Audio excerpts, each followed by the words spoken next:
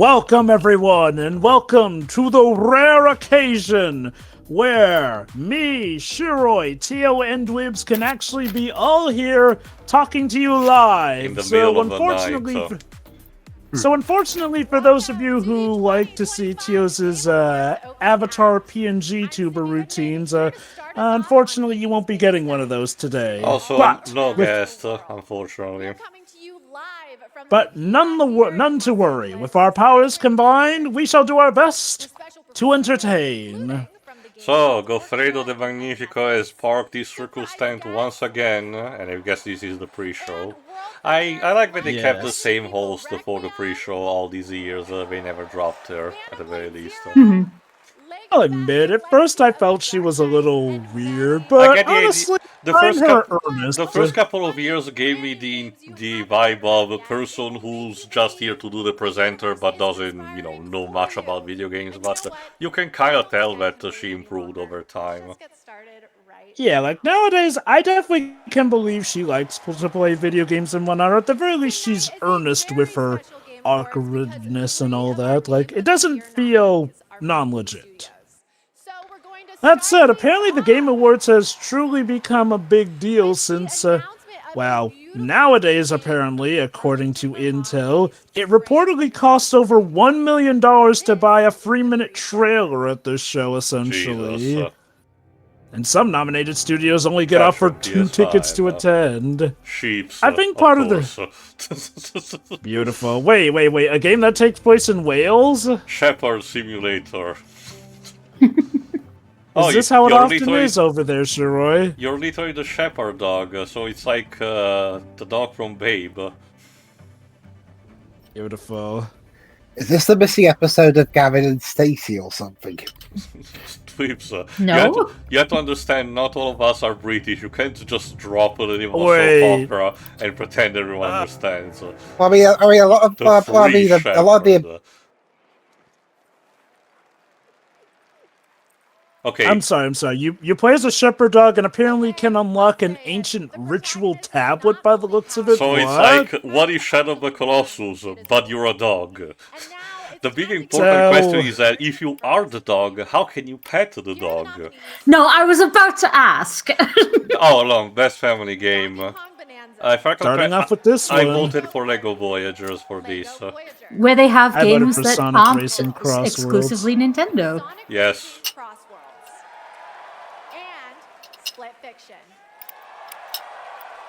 And the winner is Death Stranding 2. Definitely the best family game. Oh, Donkey Kong Bonanza takes the first win. I mean, it'll be nice if it also takes the last win tonight, too, with Game of the Year. Wow, Bowser finally did it. He won a trophy. Right in time, because last I heard, isn't Doug Bowser kind of on his way out? Basically. As he smashed through obstacles and discovered how music... Like, no joke, though, from everything I've been able to parse, this game is, like, legit a showstopper. As I mentioned in our voting predictions, I don't think it really fitted the whole, best family. Yeah, so, different other categories like best action, but as a game for the entire family, like I said, I argued Lego Voyagers was fitting more. But whatever, this is still fine. At least Split Fiction didn't win. I like that game, but family-friendly is not what I would describe it as. Yeah, at the very end of the year, Doug Bowser's being replaced by Devon Pritchard. Also, to mention from before, Shiri, remember, the game Stray, where you control a cat, has other NPCs that can pet you, potentially, so maybe it's something similar, I don't know. 3 friends. From a Swedish studio, apparently.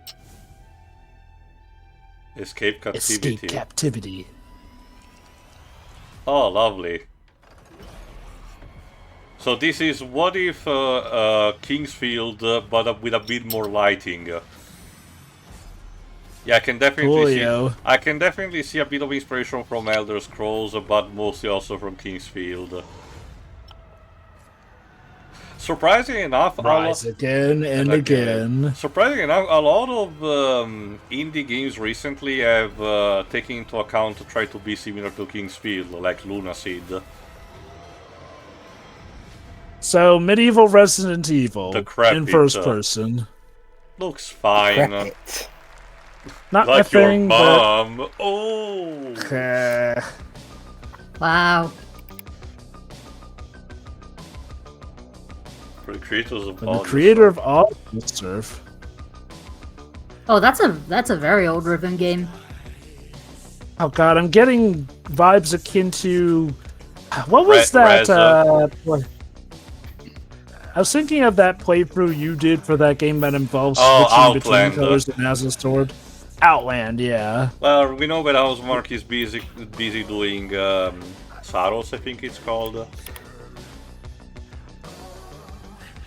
So basically, music's the weapon! Don't give up! Thanks, Sonic. It's like, if I remember right, these games exclusively use your music library.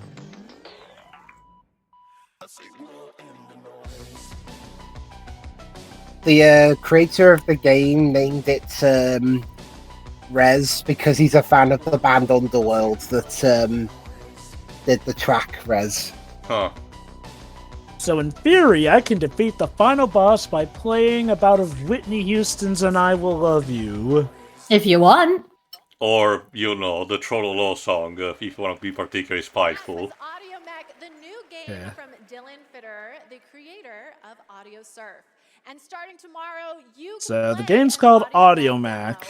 Get it? Audio Surf, Audio Mac. Hilarious. Demos and wish list games showcased tonight. We made it easy for you. Check out the Game Awards page on Steam. We'd like to take a moment to remind everyone that tonight's Game Awards broadcast is available on YouTube with dedicated ASL and descriptive audio feeds. And in that spirit, it's now time for our next award. Dedicated ASL. Again, that's nice, Yeah, you know. we're going to put this at the pre-show. Their commitment to making games that are as playable as possible. Well, I guess it was the segue off of the ASL stream mention. Assassin's Creed Shadows, Atomfall. Doom I the voted, Dark if I recall correctly, for Atomfall. EA Sports FC 26. I think I voted for South of Midnight. South of Midnight. What did I vote for? I can't even remember. And I Game think you Awards. might have voted I don't for have the South. chart here immediately. Sports, Doom the maybe. Dark Ages. Oh, Doom the Dark Ages. Doom wins! Like I said in our both predictions, Doom the Dark Ages really did a good job with its accessibility. It's not just a matter of slapping just a, an easy, difficult mode. Those are there, but you can customize almost every single aspect of the game. It's insane what its software did.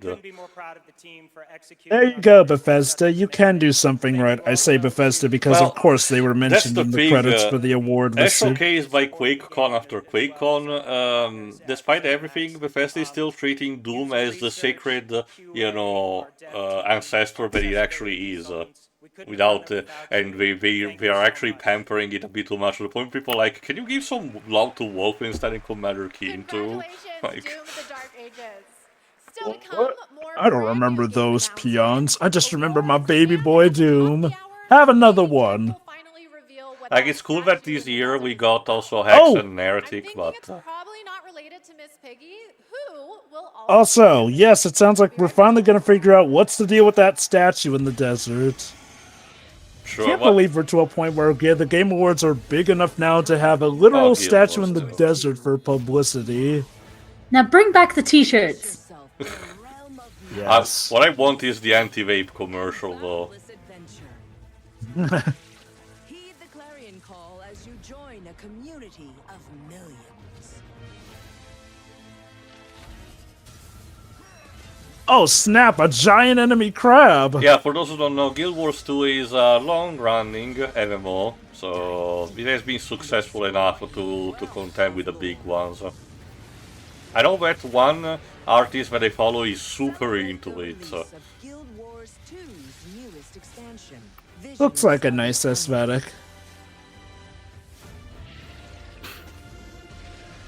Download and play now. And of course, you gotta have the monster T-Rex. Welcome to the Desert Road, Team Soda. It's so cold outside. We need all this desert in these trailers. What's Lips it? his favorite. So what's the name round here? Team Fizzy Drink. No, Team Pop lives. It's Pop. Team No, it's Team Epic. Usada!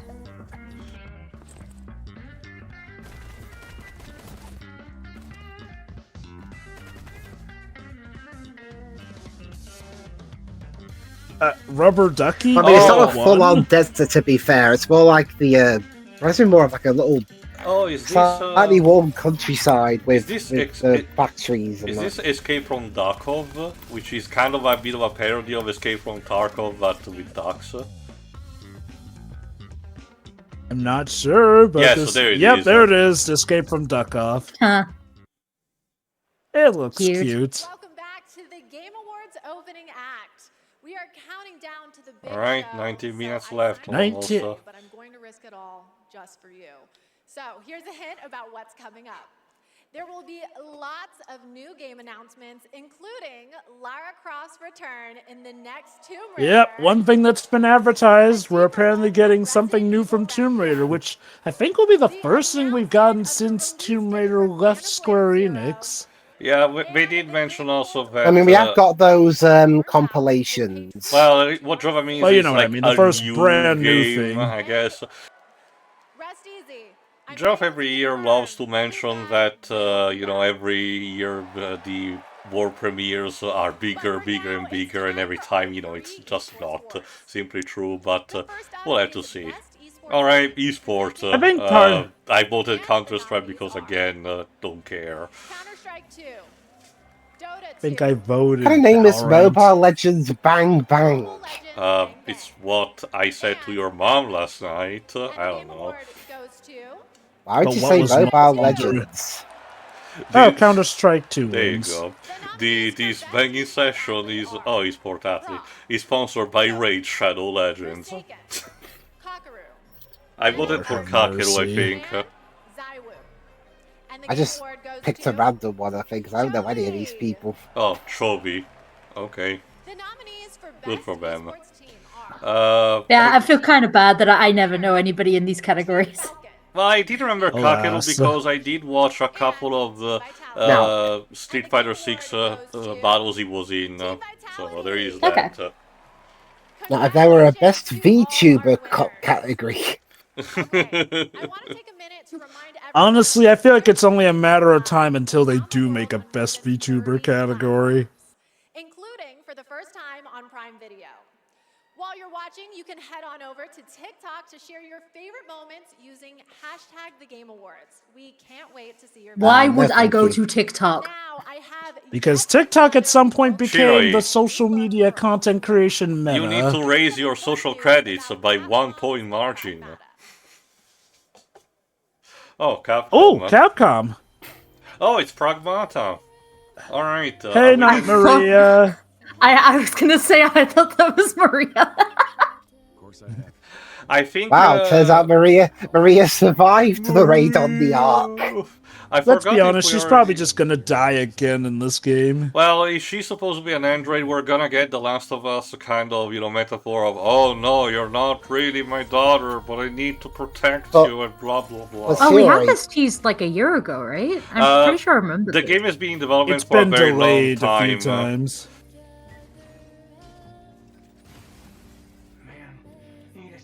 Remember the famous apology trailer, Shiroi? Yes, this game's been in the oven Also, for a Cat. while.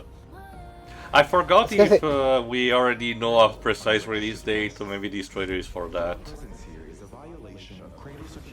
How did Maria end up at Capcom?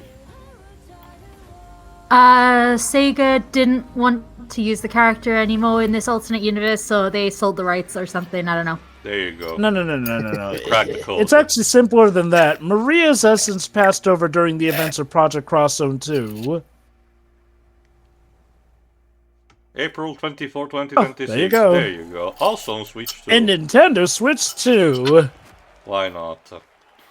Also, that guy in the Demo suit. available today. He Also, why does that guy in the suit remind me of Jetstream Sam? It's more akin to Norman Reedus' character in Death Stranding. I'm going off of the face and the body armor, I guess. The way the helmet obscures his face makes him look similar to Jetstream Sam. It's also worth noting that the game is using the Resident Evil engine rather than the stuff that Platinum was using. These nominees are games I that do hope Capcom don't overly rely on the Resident Evil engine. Don't get me wrong, I get that it's a good engine, but we've seen Oh, what best happens mobile when a game. studio... Oh, goody. Let's see if Uma Musume on. takes away with the prize. Sonic Rumble, Umamasume Pretty Derby, and Wuthering Waves. And the game award goes to Sonic Rumble? Umamasume Pretty Derby. Of course. All right! We're off to the races, I guess. Literally. I mean, I've Like, never. you know- Again, as I mentioned in the vote prediction, this category kind of fast because most of these games have been released for at least 1 year, if not more, and they're just getting their quote unquote Western releases now. So. To the people who are not familiar with science, we are dedicated to being the best entertainment. We will promise you more wild contents coming, so stay tuned. Thank you so much. Thank you. Congratulations. All right, I think I have to take a quick break and play Umamasume. It's not my ADHD. It's Basically, Uma Musume is, well, kind of an isekai, except for horses. Basically, horses across history get reincarnated as female idols who just also Alright, happen to let's be very good at running and Tactical racing. Adventures. Oh, from Kepler Interactive, I remember his name. Of my undying love. Theorcus, my beloved, you will honor our goddess more than I ever could.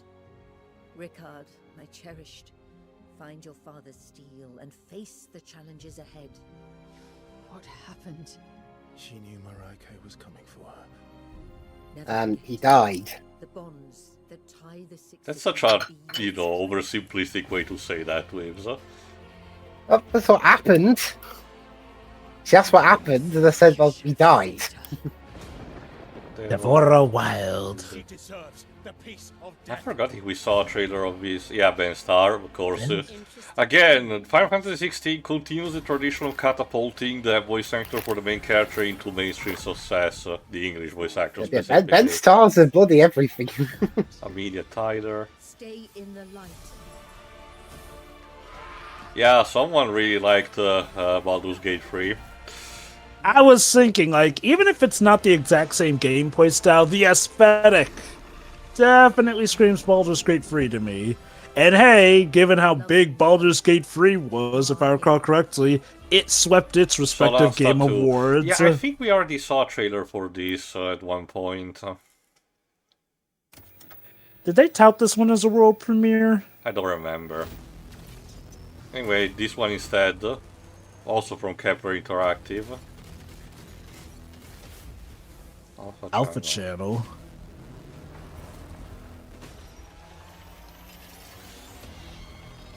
Just tank. Is this the gritty reboot of Blaster Master? Goodness gracious. Believe it or not, Whitaker, we want the same thing. It's all out there in the zone. You never know what you might find. Ooh. Oh, so you're a drone that I drank. Oh, Jesus. That was unnecessary. So you're a But drone seriously, that I... it's to emphasize how in your face it is. So you're actually a small drone that I drank some vehicles. Sure. Tank Rat. I might actually give a try to this one. Welcome back. We are oh so close to the top of the hour. Everybody, go tell your friends to tune in and get ready for a night of awards, world premieres, musical performances, and lots of surprise guests we haven't told you about, because then they wouldn't be surprises. But now it's time to honor another game studio with an award, and it's one of my favorite categories. Oh. Best independent game. This All right. year there have been so many incredible independent Alright, titles best from indie. Time for best around the independent world. game. Our global jury of media The selected bloodbath music this year. as the best. On Absolutely. today's session of Does This Truly Count as an Indie Game Given the Budget Anymore? Obscure Expedition 33. I think I did vote for Silk Song. Hollow Knight Silk Song. I think I voted for The Game Hades Award too. goes to Of course. All right. Probably the first of many. E33. Oh god. Oh my god, he came in a beret and a The striped outfits. shirt. Where's the back? Expedition. Are you hiding Is the that why they called it 33? Because of all the awards it's going to get?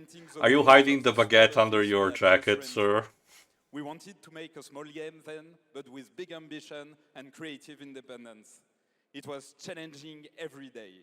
For most of our team, present here tonight, Expedition 33 is the first game... You know, I do wonder what Benzai actually thinks of the game. He's French, he's notoriously always been French, and he never made a secret of that, so I do wonder what he would think. To those who push forward with limited resources, also to those who never make it to the release, and also to those who bring extraordinary games to life every year. Did E33 ever get, like, major studio backing, or did it for the most part remain completely indie? It did, as these guys have mentioned, it did remain indie. It just received a bit of financing from the French government, but that was kind of it. Not much more with the way of saying we're just giving you the money and you do the rest without being constricted to a publisher.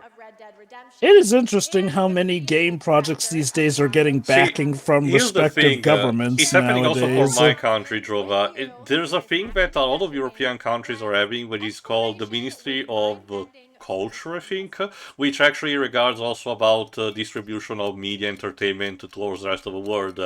Again, it is important because even my Badger. Because even my country is noticing that, and a couple of games like Pie Sweet Carol have been actively financed this way, which was kind of unprecedented.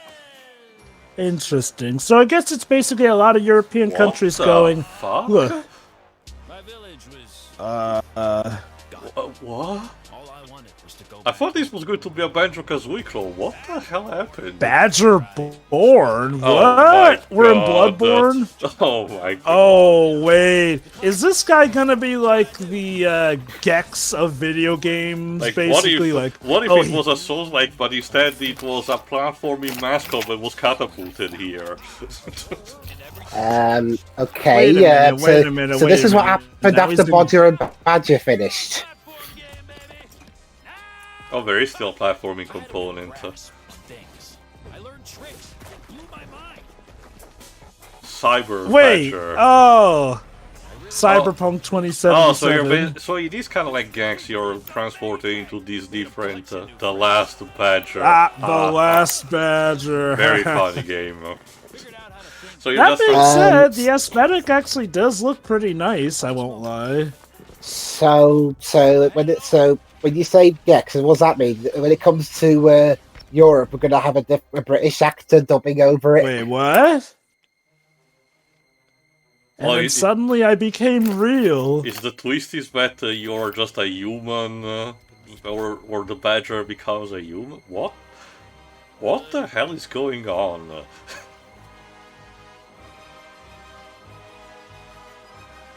that's when I found you.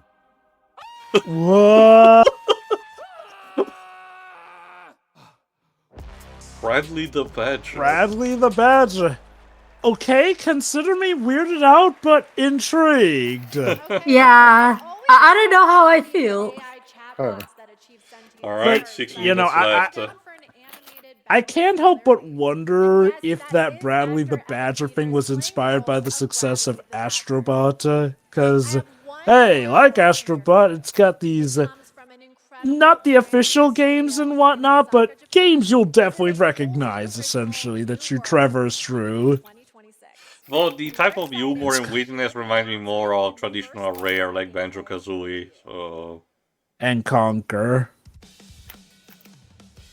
But yeah, interestingly enough, going off of what you said earlier, it sounds like a lot of European studios definitely want to European countries want to make their mark on the world of media through entertainment and most notably gaming, since, of course, at present, the biggest countries tend to be America and Japan when it comes to studios. China more than anything these days. Oh yeah, China's really been making a big splash. Korea but I'm guessing like South Korea is also trying to rise a bit out of that. basically, I'm guessing the idea is like Europe also wants to really make its splash in the With industry. various degrees of success. There was that game from last year, I think it was called Dustboard, which was financed via actual European tax money, but wasn't particularly great. While it may not be European, let us not forget Skull and Bones, which was apparently A co-production contractually between obligated to come out mostly because Singapore, yes. What was the other country that apparently lent some money to Minor it? Ubisoft places from all over the world, but mostly Singapore. God forbid one of them was Milan, since... No. Does Ubisoft still have their Milan Yes, studio? Yes, they're currently, if I recall correctly, handling whatever future is for Rayman, apparently. Stupid never ever dies. So Yeah, I guess you play as a zombie and his girlfriend? This really seems to be more inspired by Suda51 for stuff like Lollipop Chainsaw. You know, yeah, I'll admit, the first thing I thought when seeing this is... Wait, is Lollipop Chainsaw about to get a sequel? No, this is, again, Suda51 is currently developing his new game, Romeo is a Dead Man, so we'll have to see about that. There was also the game that he co-developed with Swery, Hotel Barcelona, but I haven't checked it yet. GP Track 50, coming out 2026. Okay, if that doesn't get you hyped, Very stylistic. That's again certainly colorful. Similar to a lot of the Suda51 games, they tend to have that kind of cell shade. I do notice that with okay, ever since we went from like say 8th gen to 9th gen, you know, like PS4 to PS5, Xbox One to Xbox Series X, I do notice that a lot more of the bigger guns have been trying to be more colorful. Not saying that we didn't have colorful stuff during the PS4 stuff, goody, but... best adaptation.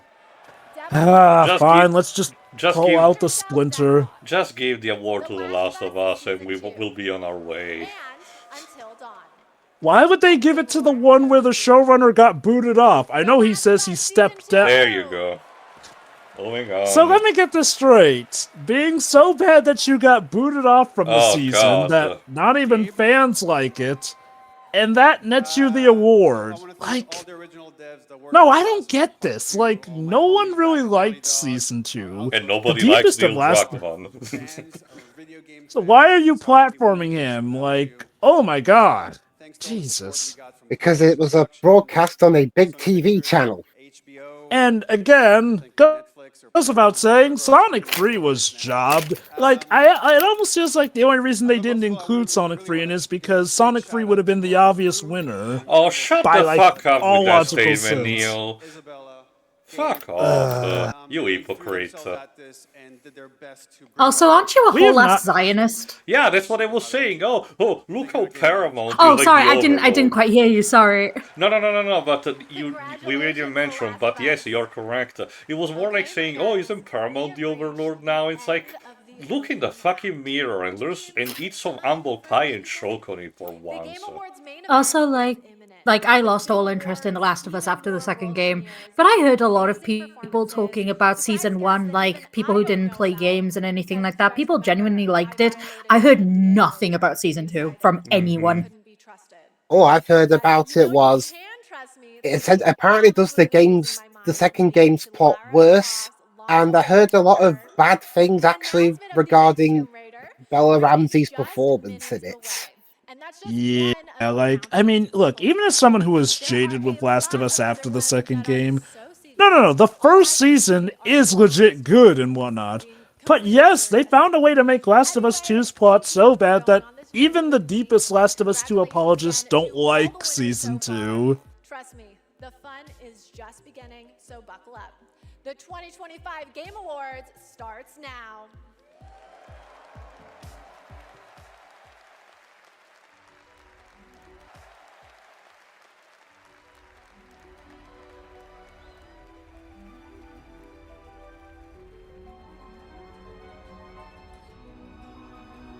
Alright, here we go. Now it's time to incorporate the whole stage.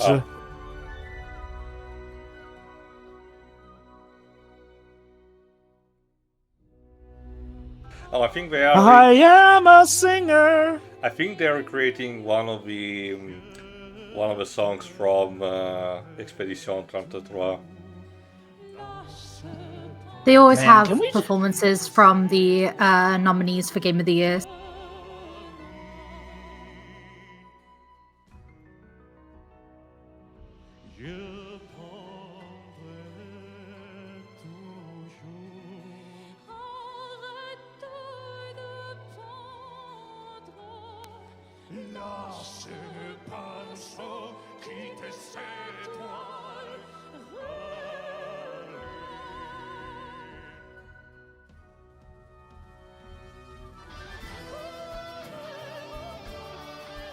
Oh, wow. Complete orchestra and rock and roll remix. So, that being said, I wonder if Why this is is she going to having be a all golden dedicated to... microphone? Because it looks cool.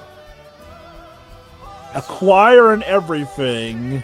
Oh yeah, the music from E33, if you don't know, Jova takes a bit of cue from everything, but it's very inspired by Keiichi Okabe's score for the Nier games.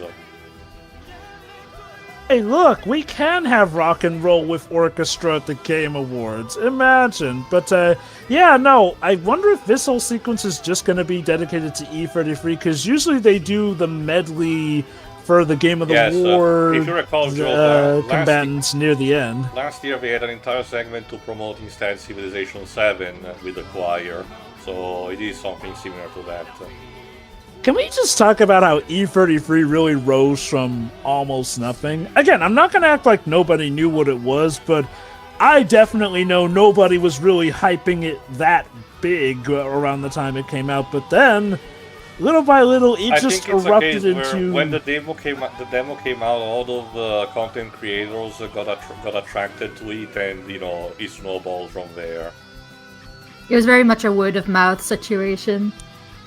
But needless to say, Joga, as usual, the articles on websites like Gematsu were there pretty much since the announcement.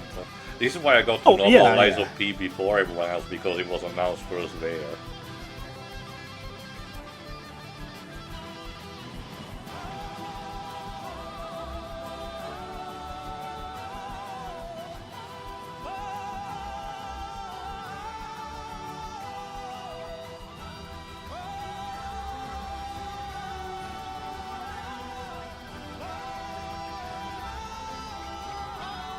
Hope nobody has a cherry blossoms allergy. I'm pretty sure that's just It's paper. probably just confetti. Yeah. Oh, look, the outfits.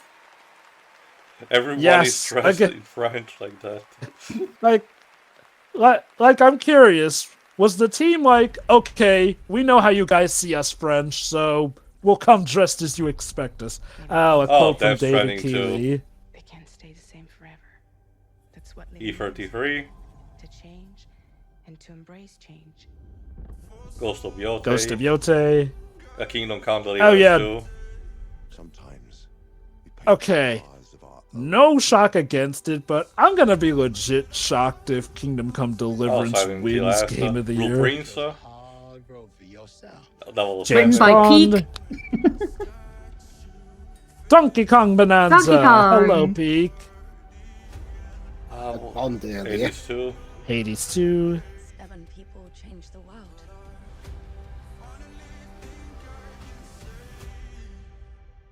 Say the thing you're afraid to say.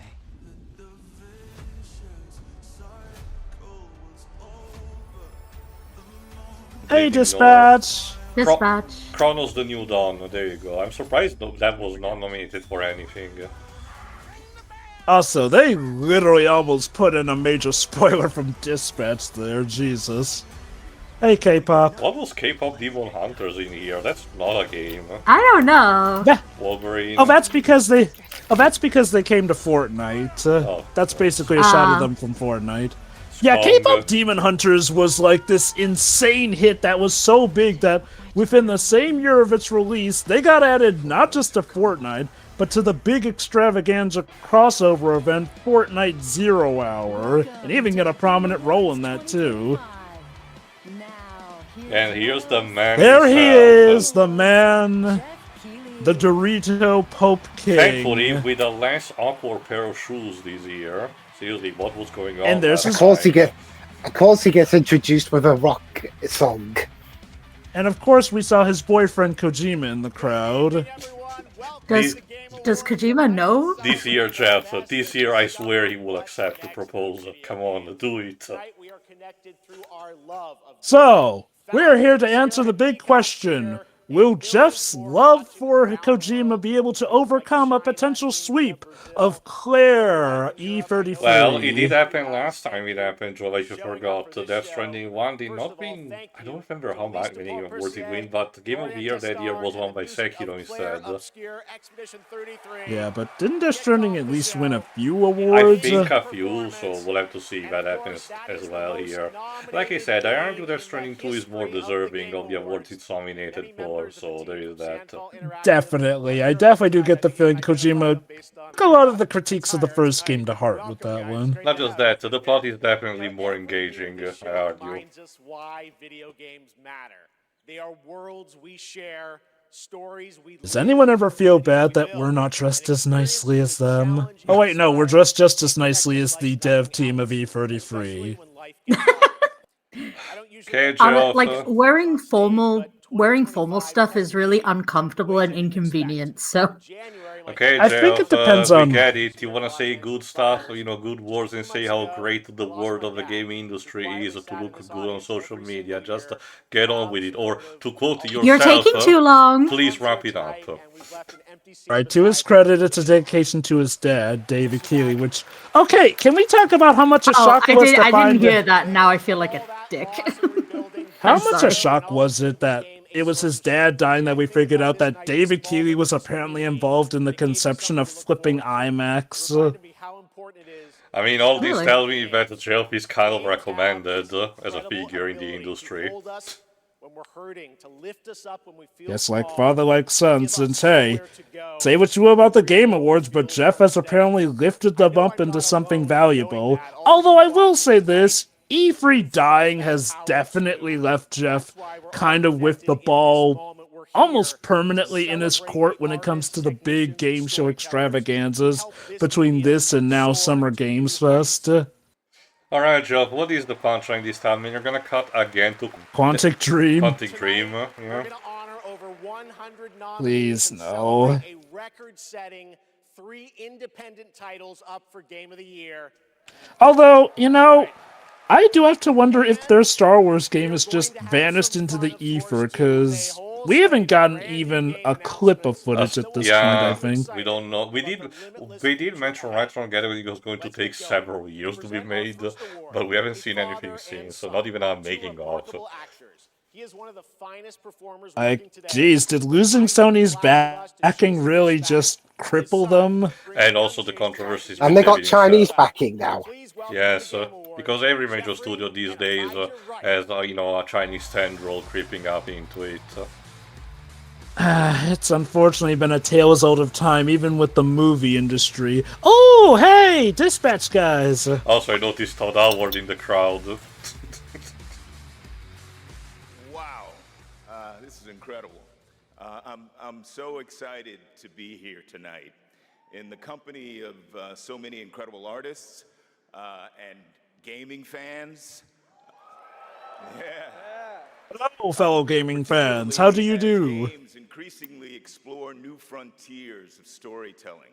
But the reason I'm here really is... By the way, we noticed, thanks to our tracking for your gaming scores, that most of you people did not want to ship here the main character with Invisigal, so each of them is actually getting nuked right now.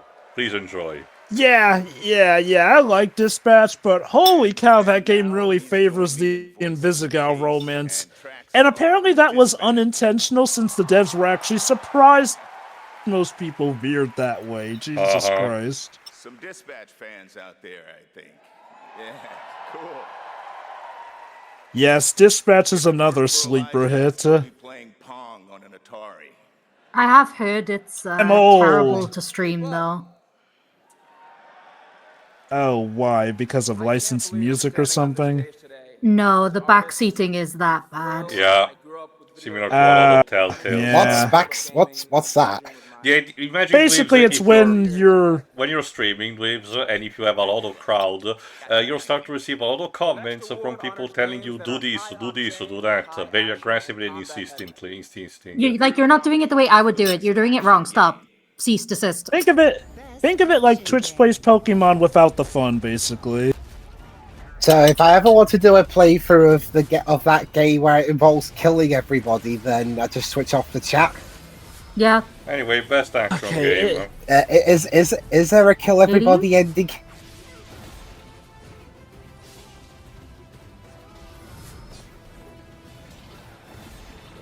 Speaking of also dispatch, the true crime was not giving a romance with Malevola. Well, you said that. Yes! Holy, I'll say this. If it gets a sequel, they're probably going to add a Malevola. Oh. Yes! I mean, sure, if I recall correctly, I did vote for them, so why not?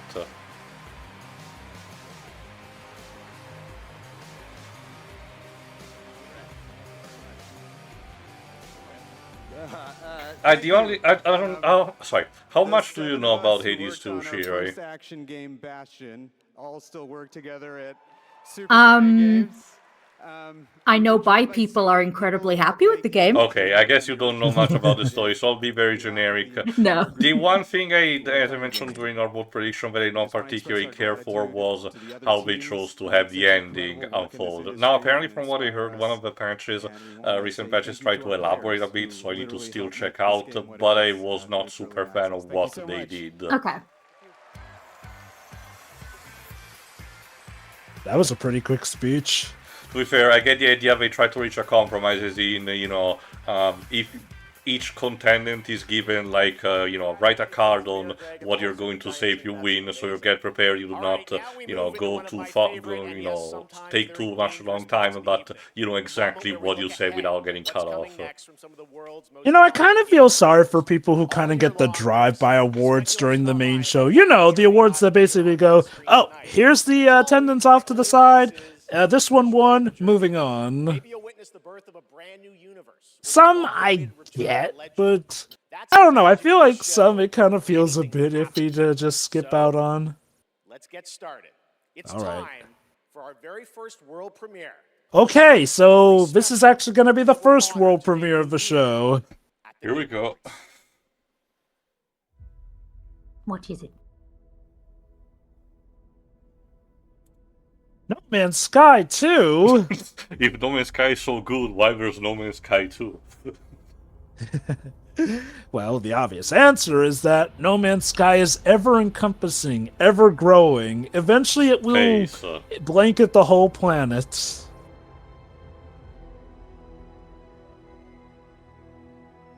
Wait a minute. The soundtrack, this sounds like Star Wars? I mean, okay, the environment did look a bit like the Endor moon you visit in episode 9, so... I don't remember it raining too often in Star Wars, so except on Camino. Remember, Dweebs... and Exegol. I mean, no, the Endor not moon Exegol. The Endor moon in episode 9 was in the middle of a storm, basically, so...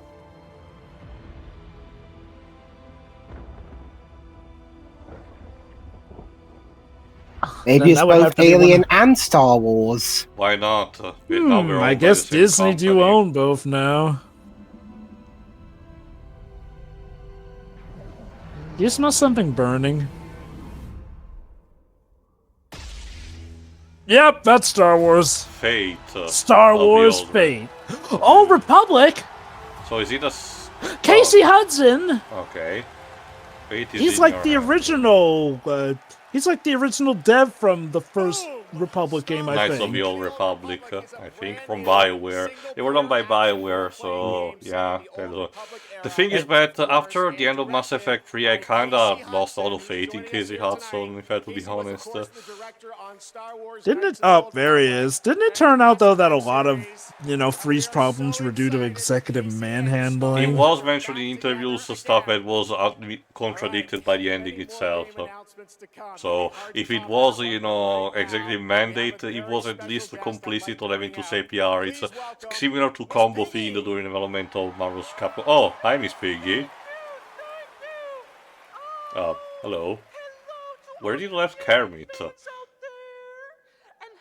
They finally decided to end it. Piggy, it is so great to have you here at the Game Awards, and thank you for accepting our invitation. I really appreciate it. No, I would never turn Now, Geoff, whatever you do not piss her off, please. Bora Bora. Wait a minute. Are they implying that Geoff had a one-night stand with Miss Piggy? Oh my god. You can do so much better, miss. We did it! We did it, Tio! A cuck arc at the Game Awards! What would Kojima think, Paul Geoff? Heyman, when did you sneak into the script writing? Kojima, it's not what it looks like. How could you do this to me, Geoff? So that's why Kermit isn't here. Miss Piggy doesn't want him to know. Want to make sure this performance is just perfect. Kissy, kissy, everybody. Well, I guess that's one way to try and match up with Watler and Stordalf's duo comedy from last year. Imply that Miss Piggy is sleeping with Geoff Keighley. What I want to That's know that's actually my favorite joke from last year. Does that one Hey, it's nice stuff? Nice Yeah. to see his friendship with Kojima. What does Kojima know that? What is this? Is this a commercial? Wait. Hey, that's Maximilian dude in the background. Oh, Resident Evil 4 Oh, it's yeah, that is Maximilian. I guess the other are content creators too. Monster, yeah, this is Monster Hunter Capcom World. theme. Oh wait, Is is this basically sale? Capcom about? Are you telling me Capcom? Well, okay, to be fair, I don't know if this is 3 minutes, but Capcom legit Oh wait, I are think I putting recognize the woman on the left. I forgot her name, but yeah, she reviewed a lot of Resident Evil and Monster Hunter content. Oh, there's Mega Bell. Talk more about the samurai and demons. Well, this is survival training, not survival talking. Okay. Admit it later, you're just Oh, no, trying out that's to. plenty of survival talking. Yeah, the Also, sale Yeah, for on Capcom. Capcom sale. Hey, Also, that what- woman totally. What That about woman Big totally Dog? wants. That woman totally wants to play Franziska in a live-action Ace Attorney movie. I swear. Okay, I guess we're in a sketch of Control Alt Delete. What is this animation? Actually, is this a how it should have ended sketch for the show? It reminds me of his style. Battlefield, Red Sex. Oh, okay, there you go. Okay.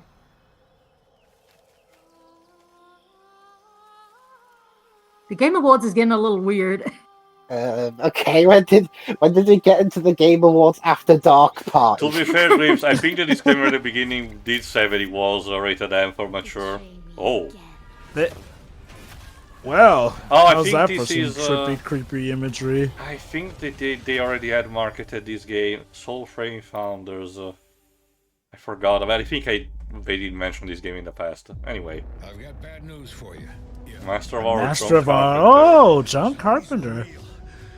Last bien Slow Runner. And World War Z. Oh, I think I remember about this game, but I don't remember what is it specifically about. A first-person shooter involving zombies. Daring Another today, aren't we? fucking zombie game. Well, at least they're aware. I mean, I guess it's not as bad as the mid-2010s, where, Jesus Christ, the zombie genre really collapsed upon itself. It reminds me a lot of Left 4 Dead. Wait, so when they say Capcom sale, is it just on Steam or something? I guess in general, I'm pretty sure it'll be digital on other stores, platforms, too. like the PlayStation Network.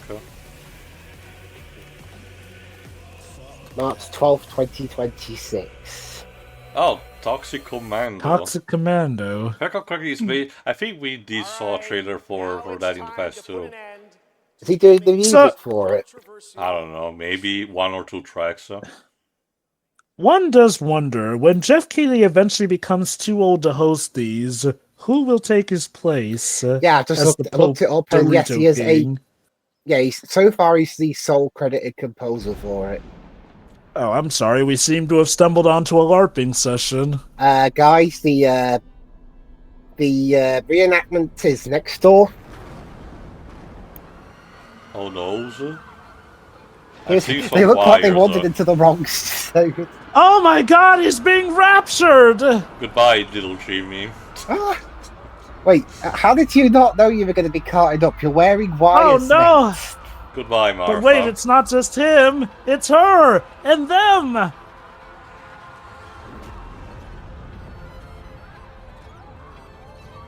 Wow, this is exciting. We went from gassing people at the EAE3 conference to rapturing them at the Game Awards. Into the black Let me know when I hole can with come you. back. Yeah, I'll tell you. God, imagine Oh, being God. in attendance Oh, at this. Jesus Christ. Whoa! Okay, Hey, it seems to be fine now, Shiro. All right. Well, guys, I know who's not going to be winning Best in Accessibility, the Game Awards. We already know that.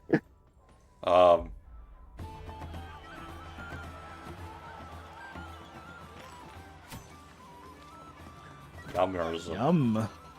Oh boy, you're having a party. Just hanging out. Hanging out. Hanging out. Hanging out with the family. Having ourselves a good time. Oh, that's very detailed pig slop. Yummy. This is nasty. I mean, it's an accurate medieval simulator, I guess. Is this why you don't like medieval Bunch of era and wicker stuff, men. Shiri? Are you? Oh wait, is the guy inside and they're gonna burn him alive like Nicolas Cage? You fucking maniacs, burning me will not give your goddamn honey. It's still a Lord, crime. that movie. It's still a crime, but if you want the full enjoyment of that movie, you need to watch both different cuts. I know, right? Like, come on, combine them in a supercut.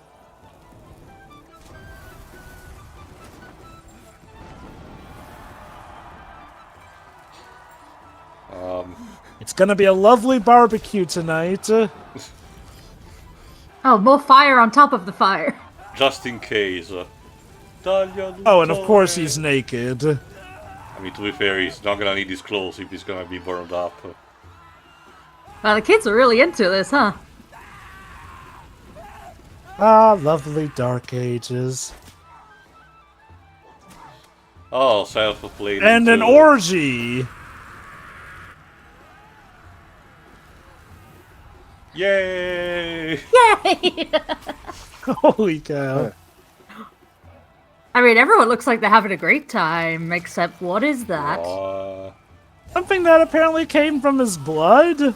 Again, to be fair, it's still tied to that sacrifice that is happening to the eclipse. Ew. We Like, needed I that could have close-up done of that without guy that. eating. Yeah, it's a good thing I wasn't either. Whoa, it's a blood fountain, holy shit. Yeah, time to go. It looks like that guy did not take kindly to being burned alive. Who'd have Oh, thought? it's from Whoa, Larian! It's their next game. So is it a Rebels game? No, I guess not, but maybe a Divinity game? They usually don't do that, or imagine original if IP. Imagine if this was... Oh. Wait! Oh my god! Is this the statue in the desert? That's the statue! I think so! What the hell? Looks fun as hell, actually.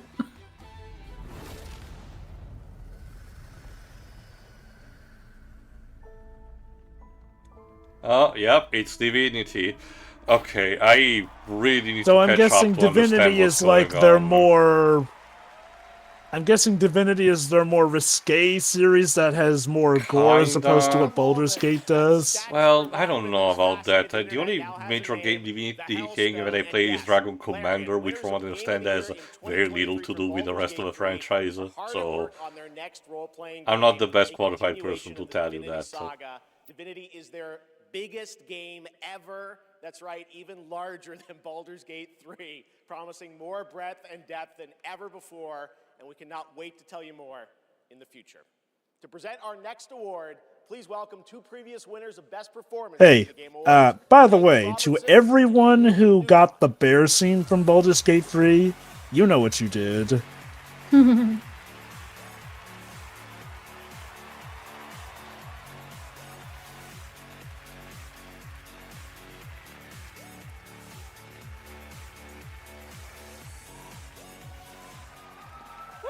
Hello.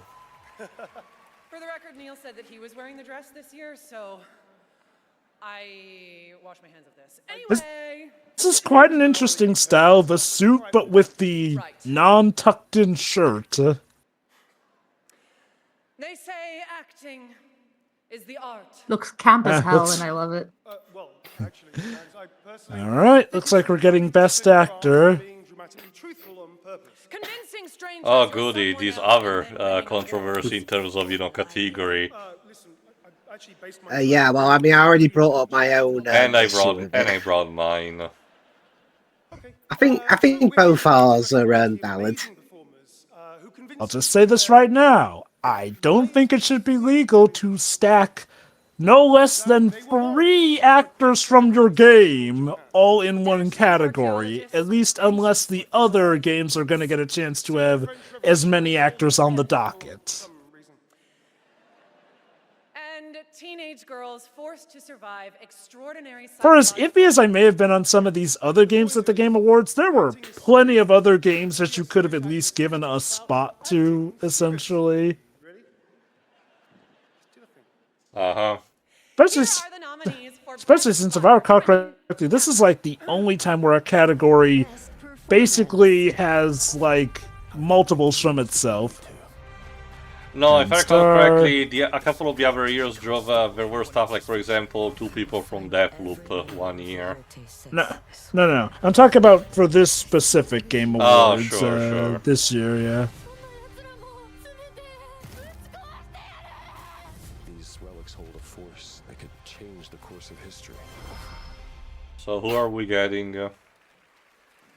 I love it, we couldn't even have Konatsukato in the studio. I mean, I guess it doesn't matter. Hey, look at that! Oh, would you look at that? Of course! Okay. She did good in the game. I won't take that away from her. It's just, again, were there not enough games that you could have at least selected, like, 2 other actors from at least? So that, again, you didn't just basically have, like, this incestuous trio, essentially. Oh my god, she's not particularly tall, I guess. But also... Well, I mean, Maggie Robertson is... particularly tall, yeah, to be fair, you have a point. Whoa! Also- Whoa, you mean to tell me Maggie Robertson is not 10 feet tall? Also, with apologies to Adeline Chetel, which is the character's, French VA.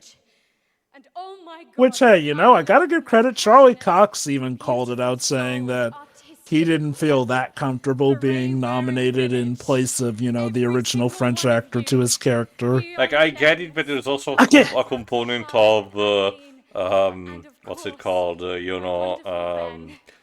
pulling the water to your own house in this case. So this is a show made by American people, so of course they would love to gravitate more towards that. But it seems to me, like I said, a bit unfair that, foreign games made in foreign places with their dedicated dubs tend to be ignored just for the one, but it's more understandable for the audience. You say that, but also remember, we have, like, the original Japanese actress for Silent Hill as me and there. Lips agreed, it's inconsistent. That being said, was this a case where just maybe it's the general consensus, like, people prefer the English actress of her It's also a matter character of in a this case? mocap. If I recall, like I said, I don't remember how much of the English VA, if they did also do the mocap performance, because in that case, yes, they will have a bit more, advantage of that.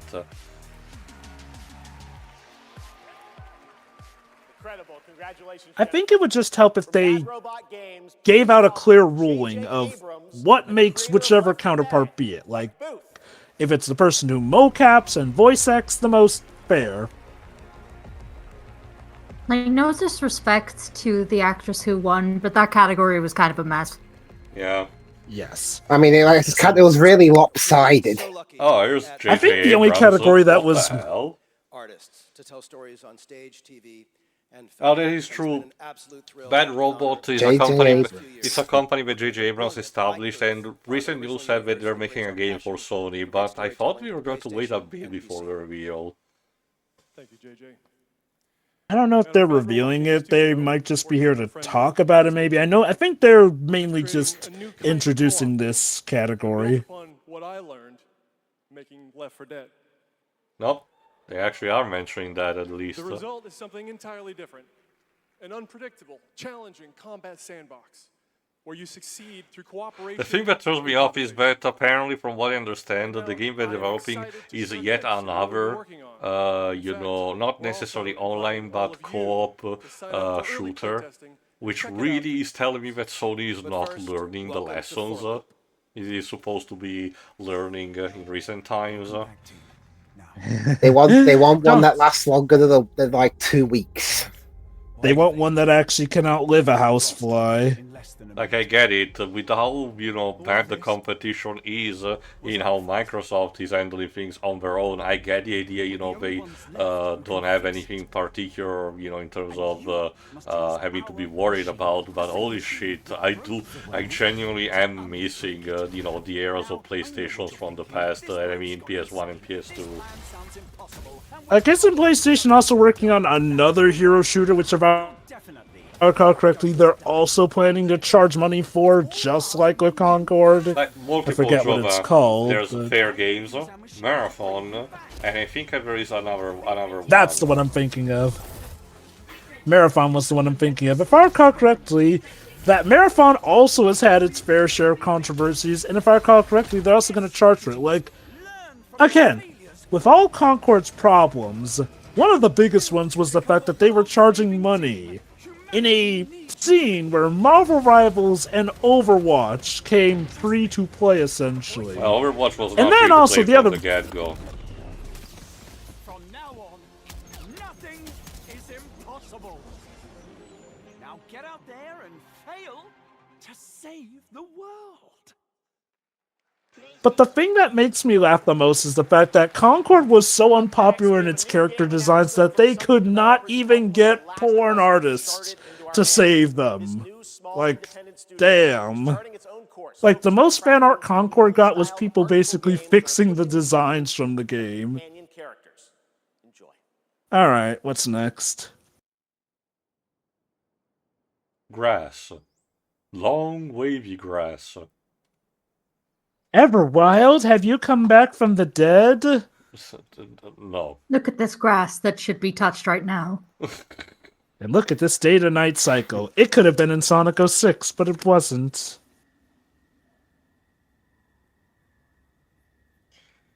I mean, that wouldn't have made the game any better, but... Oh, Grandma. Oh, hello, Grandma. Is this Little Red Riding Hood, but the roles are reversed? Grandma, behind you! Is that a were-sheep? A were-sheep, holy cow. It's like that movie Black Sheep. Wildflower Interactive. Wildflower Interactive? Oh wait, aren't these some of the guys who broke off from Naughty Dog at some point? They did say that, yes. Oh wait, I noticed that the grandma has chicken feet. Is she supposed to be Baba Yaga? Wait, we play as Baba flipping Yaga? Definitely one of the friendlier versions of Baba Yaga by the looks of it. A lot of stories try to recontextualize Baba Yaga as a supporting character, but mostly never as a playable character. So I'm getting something of a Ghibli vibe from this. Yeah. Also, she has a peach gliding maneuver. Coven of the Chicken Foot. So she's a witch and chicken feet. Maybe she is Baba Yaga. That said, where's her house with chicken feet? Oh well. I'm also definitely getting vibes from The Last Guardian. Oh. Wishlist now. Wishlist now on Steam, or I'll stare at you forever. It looks interesting. Yeah, no, it's definitely warning got my bio. interest. Warning Biohazard. Shouldn't I say warning Resident Evil? Oh, from Freaktron. What are you doing to the mice? From the creators Nothing of good, Soma. probably. Oh, the people who made Amnesia and Soma, yeah, and Penumbra. Yeah, Joe, they're considering recently we had Sega basically almost fully rebrand Yakuza as like a Dragon Worldwide. I'm surprised no others have tried to do that. Well, Resident Evil 7 did do that cheeky thing of basically combining both of the titles. Because, And funnily the enough, transition over in between the Japan, Yakuza and like a Dragon name did occur with the 7th game. Yeah. That's why all of us are here. You want to understand, to know. Oh Jesus. It came at the expense of dropping the number from the title, which I'm never particularly a fan of. Yeah. Oh, whoa, what the hell? Definitely Bioshock. Oh yeah, definitely Bioshock vibes I'm getting. It's weird because the pretty strong games never had a lot of these NPCs on TOS next year. So what this is telling me is that I should keep Steam open so I know what to wishlist as soon as it gets announced. Basically. Yes. I like to imagine that Steam has like literally their fingers on the button for these announcements. More I know that like, nowadays there's probably a it's similar- system that automatically puts it on a lock and whatnot, but it's some form funny of to program imagine. thing, as in unlock at the specific time code automatically. Must be awkward and sometimes when the announcement for some reason comes later than planned. Sometimes and it happens, and that's what leads to leaks. So yes, oh goody, Hoyoverse. Oh, Zenless! Yeah, Hoyoverse have controversies, but from what I understand, the Zenless team are actually pretty chill. I've tried out Zenless Zone Zero, it is actually legit fun, and I've been able to play it without having to spend a dime, thank you very much. Apparently their Totally Not Animal Crossing game is actually really good as well. Yes.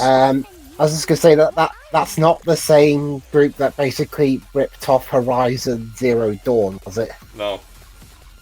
They instead ripped off. Okay, Genshin Impact, if I recall correctly, in early trailers seem to be more inspired by Breath of the Wild.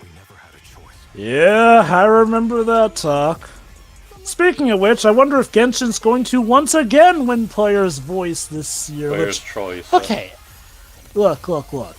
I don't mind if it wins it fair and square. The problem with, a gacha winning is because, well, there's kind of the inherent bribery that, hey, if our game wins Player's Choice, y'all get some free summoning currency. Not saying that that's, like, intentionally the matter, but, there have been allegations, just saying. Ah, cool, Angels of Delusion, the idol group. Yeah, they're probably coming up in the 2.6 patch. Switch. The power to play anywhere, anytime. Does that Xbox... Hey, Resident Evil Requiem is coming to Nintendo Switch 2. The Dust Bloods? Yes, thank you. Basically not Bloodborne, but for Nintendo. Isn't this that Xbox? Oh no, Switch. We're making intergrade.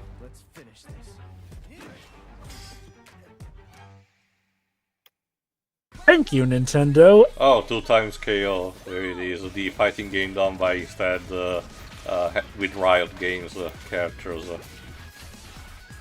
I've heard it's good. Yeah, it seems to be it. fun enough. But the only problem is that if you want to play it on PC, you need a dedicated Riot launcher instead of actually being on Epic Games or Steam. So yeah. Oh, the hey, Cupcake. Yeah, the Piltover Sheriff. I forgot her name. Hey, Siri, have you seen Arcane? No.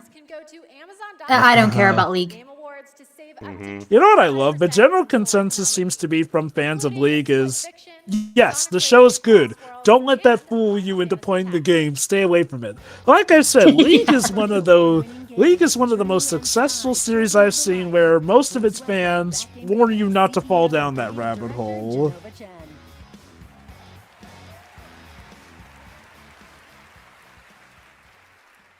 At that game company, our mission has always been about creating the experiences that will inspire human connection. And tonight's Game for Impact nominees... Alright, Games for Impact. Through stories of nostalgic childhood memories And the winner is Genshin Impact. What, you said games for Impact, but it's got Impact in the name, so... But it wasn't even on the nomination list. Shut up. It will be on every list. Oyoverse controls you. Consume me. Yeah, if I recall correctly, he voted for Wonderstop. Lost Records, Bloom and Rage. South of Midnight. Yes, I believe I voted for this one. Do dig it. Wonderstop.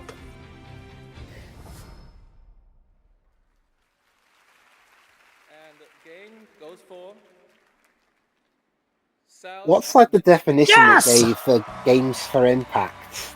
As in having a pro social message in its narrative and design.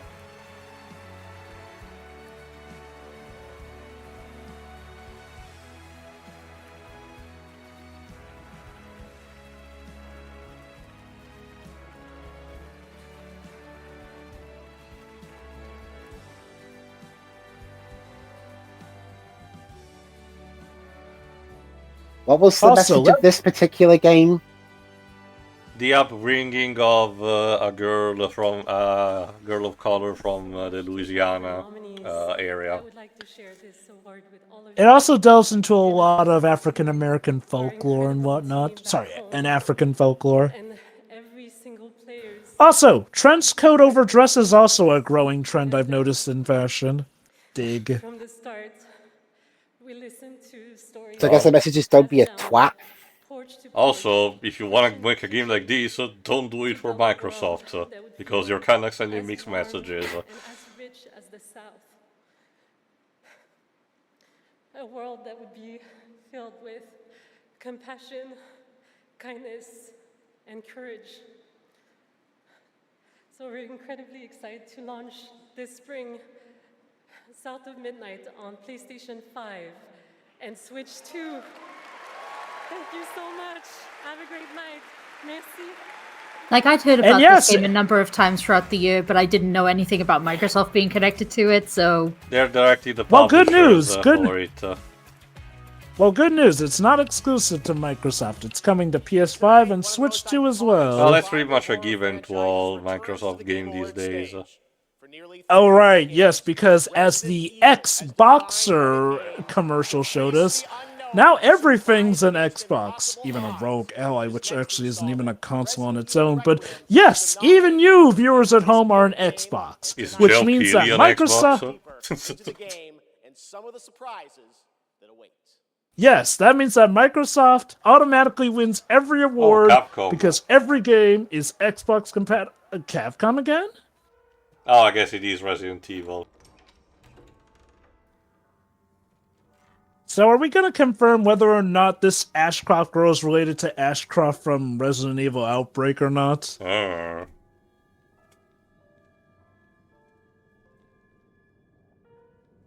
you awake, whoever's sitting in that chair? Dwibs, given it's Resident Evil, we want to hope he's... for Half-Life for all this time. You're never getting it. Oh, Grandpa, you have to let it go. No, I swear. Take your meds. Gaben is gonna announce it any second now. Grandpa, you've talked about this long with Sonic Adventure free, Portal free, Legends free. They're just not coming. Also, you need some moisturizer. It's like that villain from Doctor Who. Youngest fan waiting for Grand Theft Auto 6 pictured. I mean, at the very least, we know that one is supposedly coming. Uh-huh, yep, I'm sure it will come on time. Oh, totally. For a second, that cop looked like John Cena. Da, da, da, da. Through you, Elpis can finally be Elpis set free. So I guess we are pretty much done with the evil in Ark, I guess. On a person of interest, someone with ties to Umbrella. Oh, of course it's Umbrella. I mean, it's always Umbrella. True, yeah, Resident Evil 8 kind of retconned 7 to be tied to Umbrella in a sense. I don't think she wants to talk to you like that, dude. I still need to see, I think, the most recent CGI movie, the Death Island, I think it's called. Yes, the one that finally lets Jill apparently meet Leon and company. Dr. Gideon has been expecting you. Speaking of here's Leon. Speaking of Leon. Wait, but I was told that if we brought Leon back, it would make Resident Evil not scary enough. AKA, that was probably just a blatant lie to try and hide the fact that he is in this game. So I'm guessing the idea is going to be that they'll alternate between Chris and Leon returning since Chris was in both 7 and 8. Unless we're gonna do something similar to 7 and 8 and reserve the DLC episode for Leon. Was there ever a complaint among the Resident Evil fandom that they kept relying on the same characters too much, or am I just imagining it? Around 6, people were pondering if we were gonna stick to just Leon and Chris from that point onward. Which is interesting, they've kind of done that, but the CGI movies have been bringing back other characters. Resident Evil Revelations 2 actually brought back Claire and Barry. Yeah. Which was nice. Which, speaking of which, we still have not dealt with the fact that Barry's adopted daughter technically houses the soul of Alex Wesker. I still want to know what happened to Billy. He just disappears at the end of 0 and hasn't showed up since. What the hell happened? Also, we gotta deal with Jessica getting off scot-free for everything she did in Resident Evil Revelations 1 as well. Theo, he got sent to that same moon that Mega Man from Mega Man Legends is on. Like, on the one hand, I guess we can consider it a happy fate for him since he doesn't get constantly pulled back into all the BS every Resident Evil protagonist has to deal with. I don't know, I think at least in one of the CG... Oh, here's Jonathan Blow. More like Jonathan Blow Trunks. The games Blow hard. The games that he develops are very fascinating, but he as a person is very unpleasant.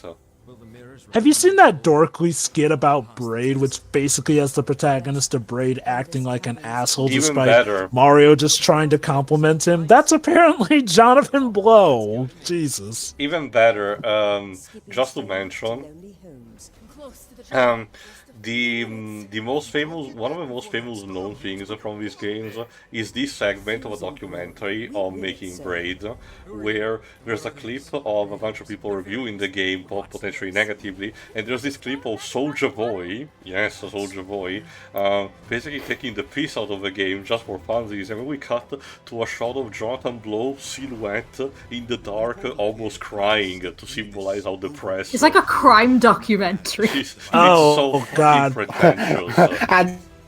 and all this Soldier Boy fella did was say I didn't like the game very much. Not even that, it was just having fun and saying, oh, you rewind times and shit.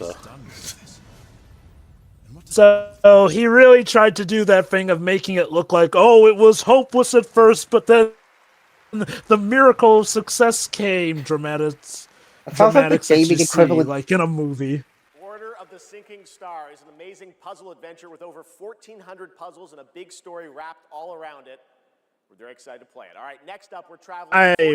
It doesn't even interest me. Like, even ignoring the guy behind it, it just looks like a run-of-the-mill puzzle game. For decades, Wizards. How dare you, Jeremy? My game's a genius. Exodus carries that tradition. Yes, your game, which totally wasn't cribbing off of Mario, was absolutely original. Yes, I know about the twist in Braid and all that, but still.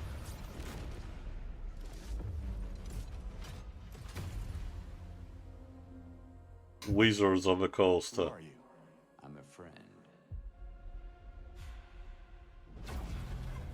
Magic the Gathering is becoming an insane crossover. Yeah, they're yes, really I know that crossover's a bit of a stretch, but no, they're really that desperate. Like, so and now from what they I've licensed a bunch of their cards to different IPs for the sake of selling more money for more stuff. I can unironically say that Toph Beifong is now apparently part of the meta of one of the most broken strats in the game.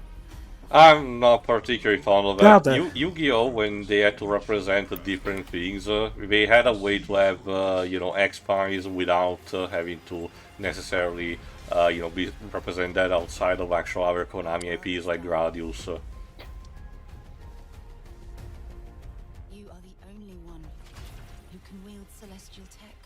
I don't inherently mind crossovers, it's just Magic the Gathering doesn't even really have a lore as far as I know behind it, so it's just, hey, here's this character with some art. There was like, lore maybe. from the different factions, and the basic thing is that you're a wizard summoning these beings to help you, to your journey or something like that. I guess it's probably exciting if you know the lore, like, hey, like, now actually having played Fortnite, I get the excitement behind something like Zero, so maybe I have to play Magic the Gathering more to get it. It just... I'll admit, it does seem like it's more blatant pandering in that regard. I forgot, is this the game that Space had... Bear? I think this is the game that was in development hell and had one episode of Secret Level tied to it.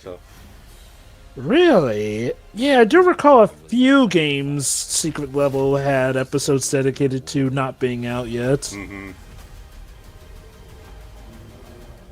Damn, kid. No pressure there.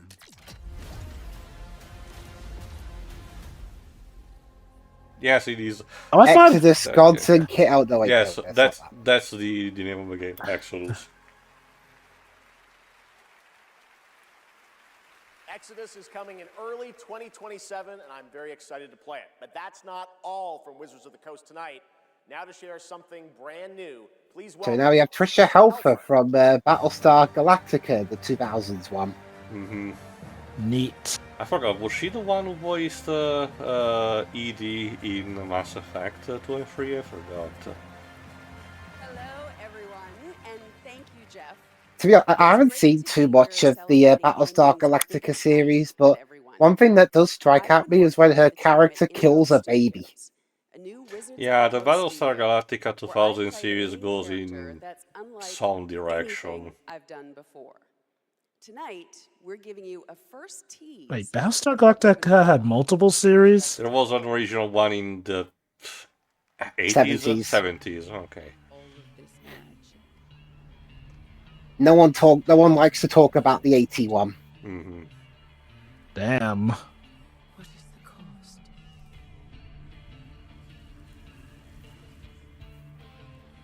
I'll sum it up real quick. Meant to be a continuation of the original series, but most of the cast were killed off screen. It got shunted into a Sunday evening slot, which was mainly meant for educational programming, so they had to up the educational stuff. And literally the only episode people like is the last one, and that's mainly because it feels more like the original show.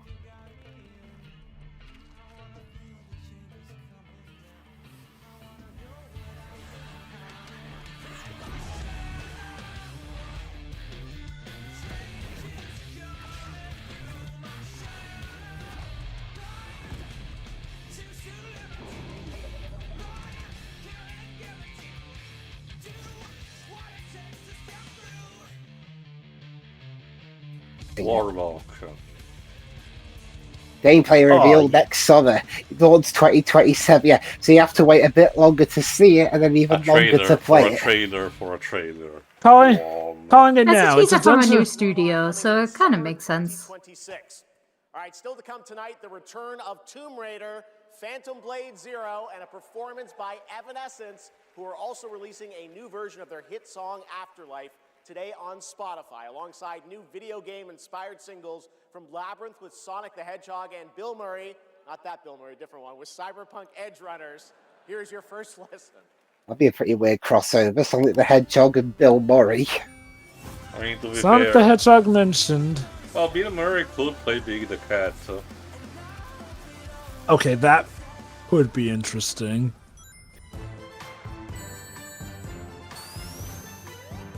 Labyrinth doing a Sonic remix. Nice.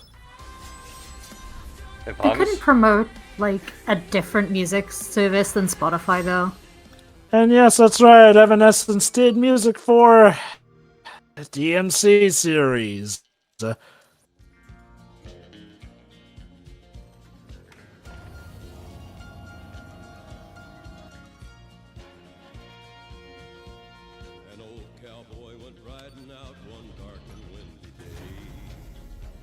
The Outer Worlds 2.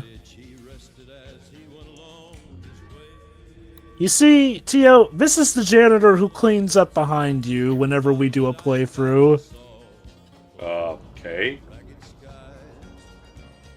Does that explain those games where when you go back a level it just resets everything to the way it was?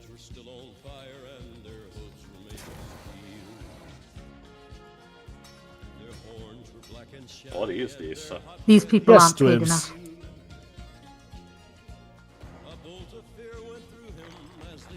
Janitor Simulator, where you clean up in all your favorite games. Oh boy, I can't wait for the level where someone has to try and clean up Labyrinth Zone from Sonic 1.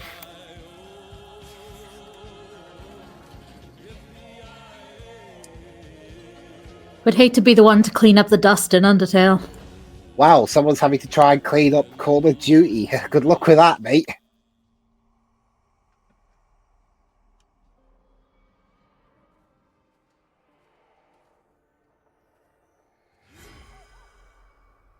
Hi, Susan.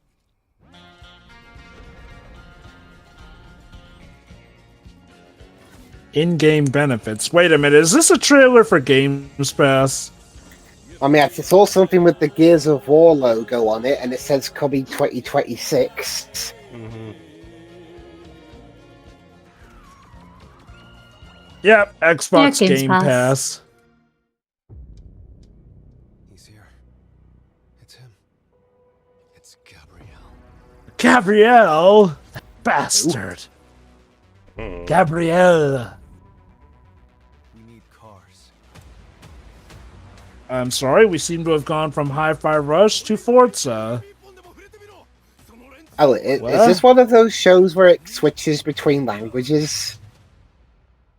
We have touched your anger, tasted your fury. It has sharpened you. Who it is your greatest weapon.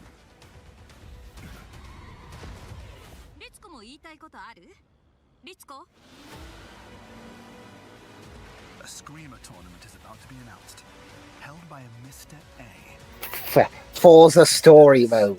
Your personal invitation. In an anime Sure, style why not? cutscene.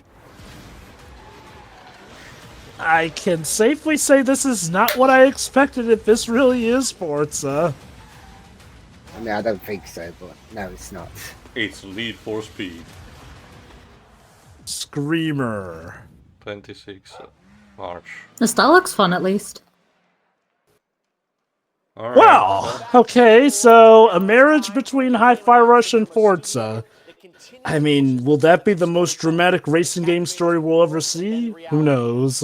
Also, Geoff, in the meantime, Deji has told me that he was particularly baffled for the fact that I did not notice because we were talking over it, but for the award for Games for Impact, that South of Midnight won, he found the particular irony that two white women went to get it. God. You know, I was wondering about that. What Someone the- is descending. What is with these Game Awards and people on wires? Like, did Jeff Keighley make a bet and say, well, I'm going to make immense use out of the wires? Like, yes, shoot. this is an actual theater, the Peacock Theater and everything, so I guess they want to actually take advantage of the equipment. I wonder, like, it's shoot, what's control, next? Oh. So I wonder what's next. They pull an old Microsoft or EA conference from the E3 days and drop a car onto the stage. I hope this is just the guy performing and he's not actually Having a having seizure. No, don't worry. God, that would be 10 buckets of Yeah, awkward. okay, for those who don't know, Control is a spin-off of the Alan Wake games, and it deals with a bureau that basically deals with SCP objects. Very... And now he's ended up in the box that the villain of Mission Impossible 5 ended up in. Observe, audience, there's no way for my partner to escape this box. All exits have been locked. He has 10 minutes to escape before he drowns. There's no water in there. Wait, Geoff, you didn't tell me you're a fan of David Blaine. I find it interesting considering recently there was a report that suggested that Remedy is in a bit of trouble in terms of money.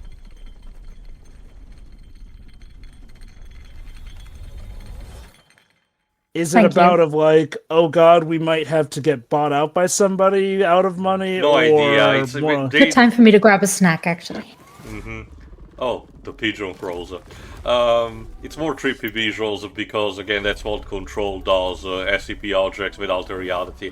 No, Geoff, it only tells me that Alan Wake did not really perform that well despite all the claims. It seems to be the favorite sport of companies these days, releasing statements of saying, our game sold these many copies, we're happy of that, but then it turns out that, it wasn't sufficiently enough on a financial level. On the one hand, I sadly do get why they do it, because the almighty shareholders can pretty much decide their life or death, but yeah, sometimes it does get pretty sad with how blatant it is that sometimes they're either fudging the numbers or clearly trying to paint a picture for something that is not there.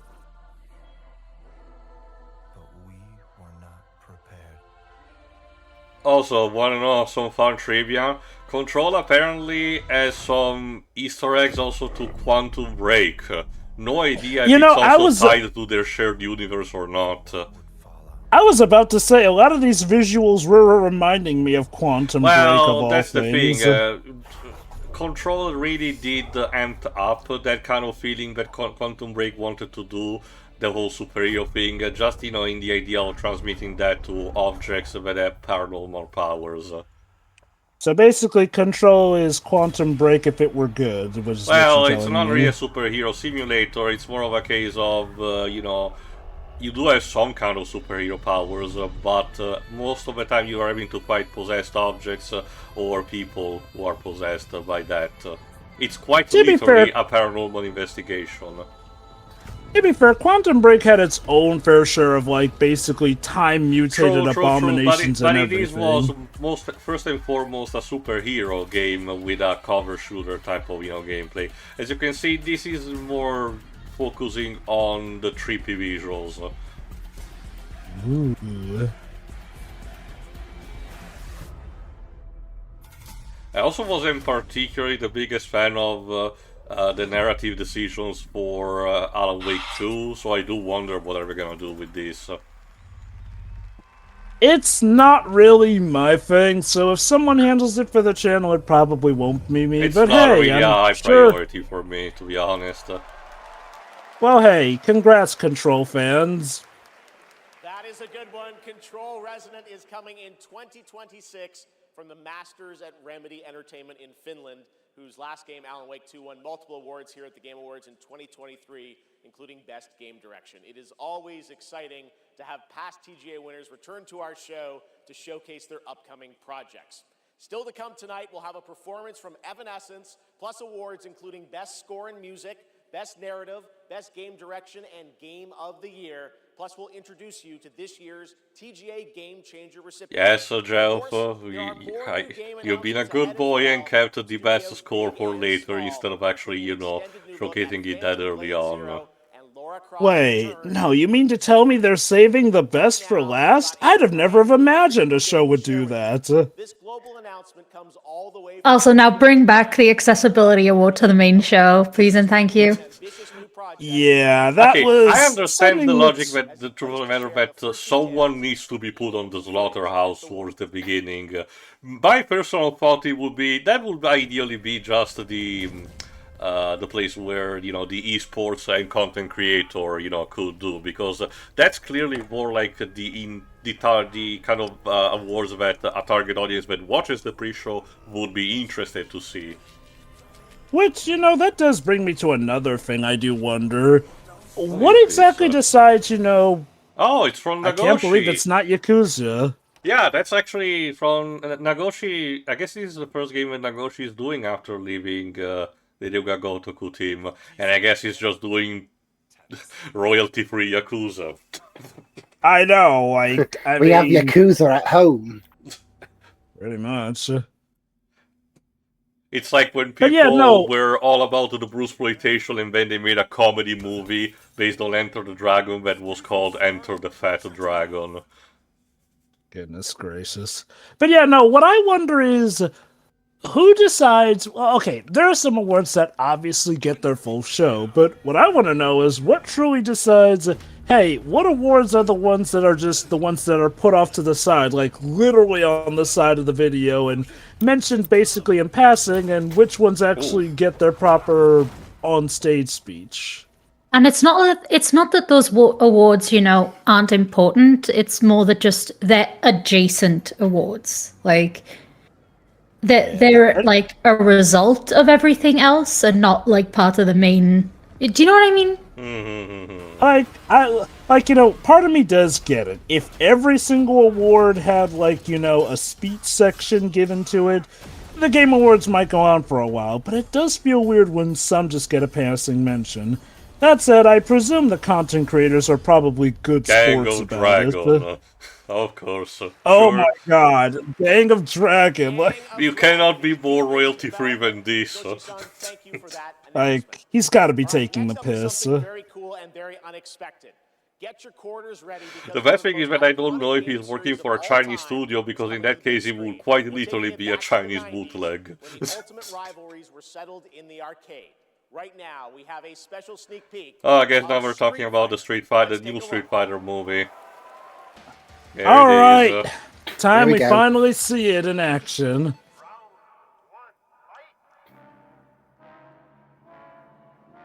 Okay.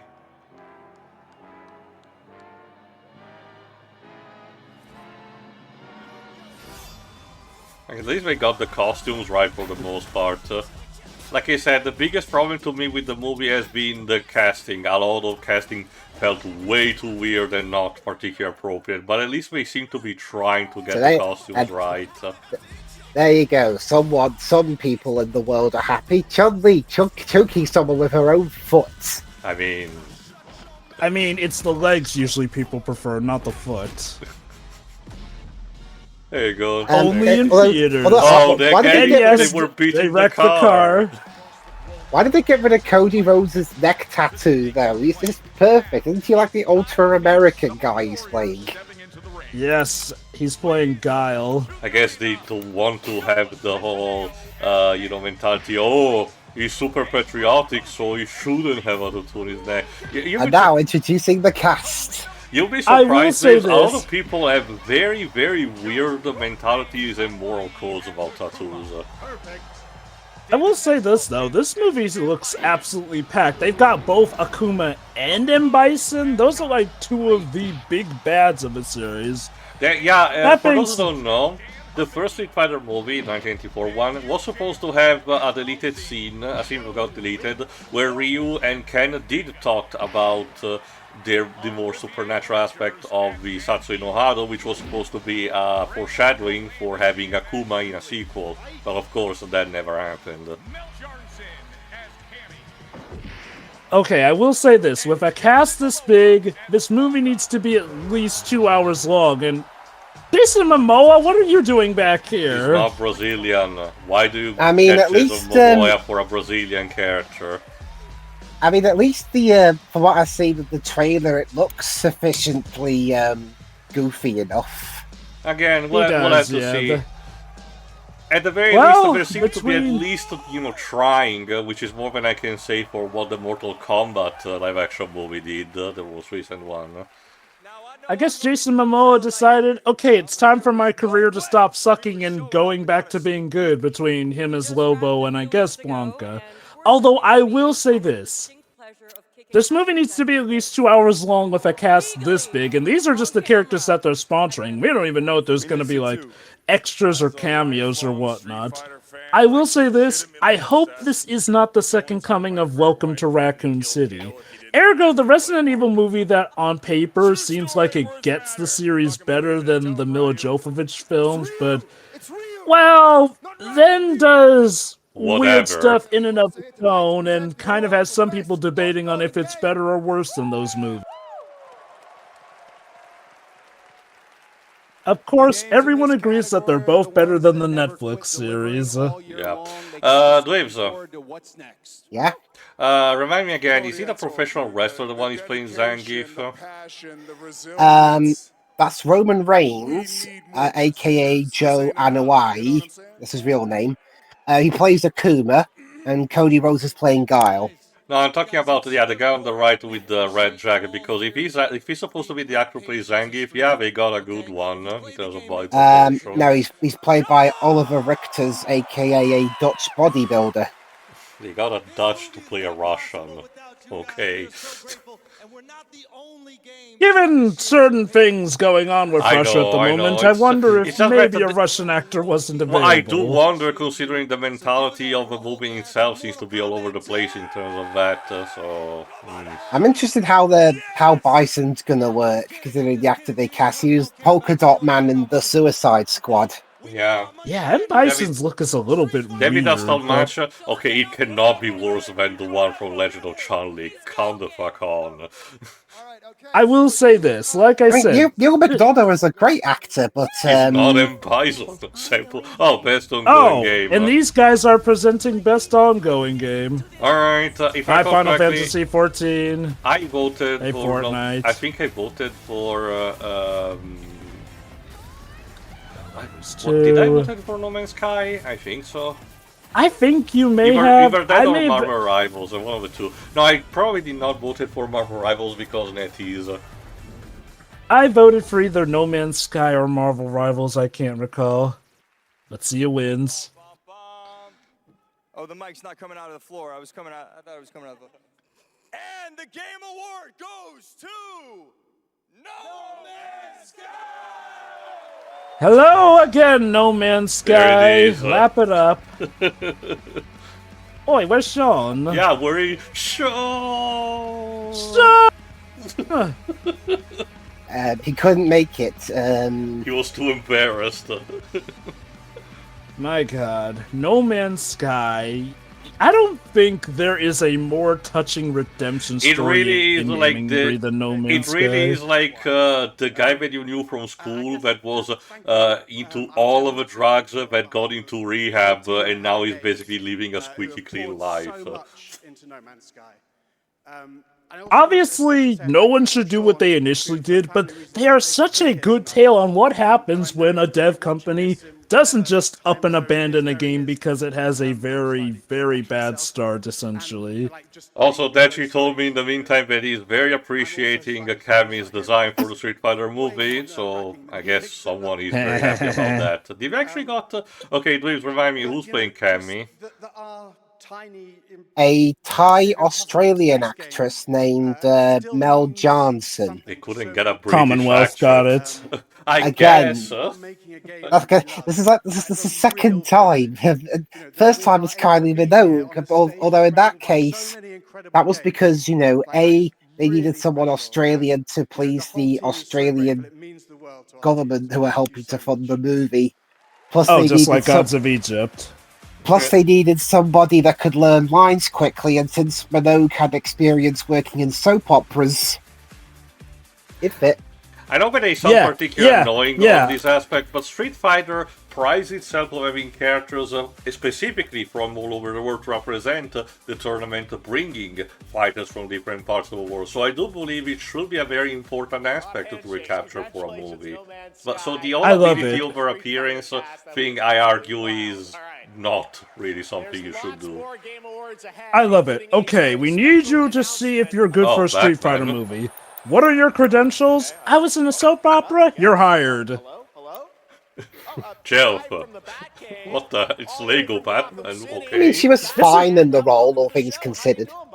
This is like the umpteenth time that the Game Awards have been hacked. There was the Phantom Thieves, there was Sephiroth, now Batman. There was the kid after Elden Ring won Game of the Year.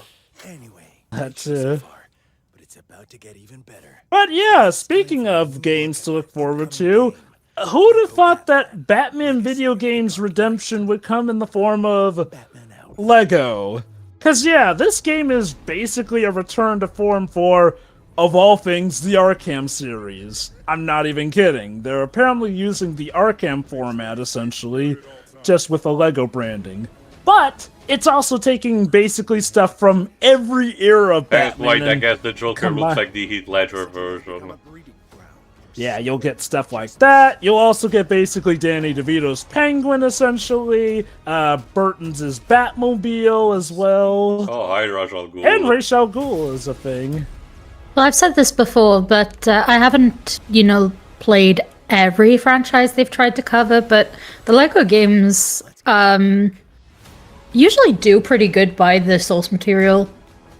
Basically, Shuri, ever since the Skywalker saga, they've been shifting up their gameplay formats, essentially. Like, basically, the Lego Skywalker saga is, as many people describe, DMC in Lego form gameplay-wise, essentially. You can do some crazy combos in that game. And this one, while incorporating the multiplayer aspects of Lego Batman, will give you a much more fleshed-out combat system, it seems. As well as, reportedly, a map that's even bigger than that of Arkham Knights, which is insane. Well, to be fair... They're just not afraid to take everything and run with it. To be fair, Joe, Arkham Knight was 10 years ago. God damn, so much time. So I get the idea technology has evolved enough for that, for, having a bigger map than that. Especially considering the presentation is fairly simplistic compared to the photorealistic designs of Arkham Knight. True.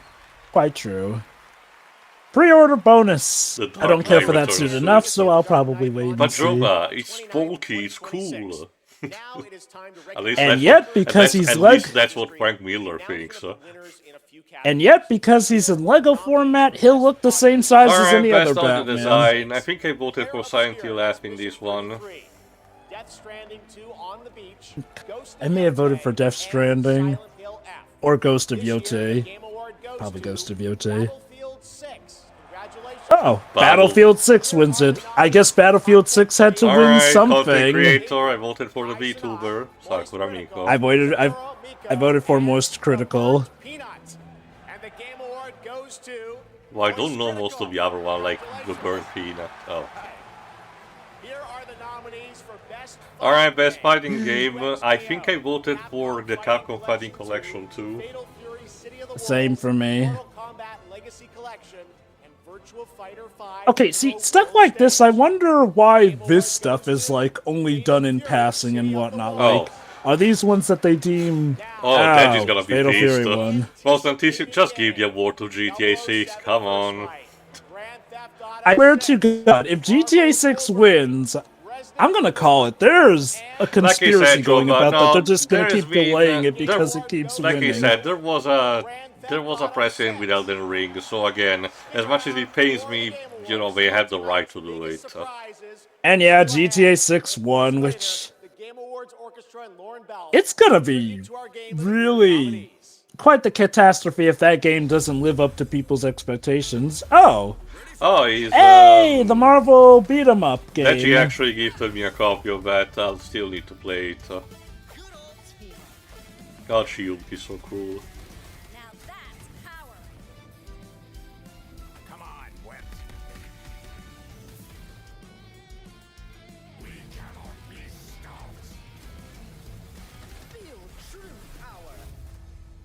Cosmic Invasion. Available now! What the?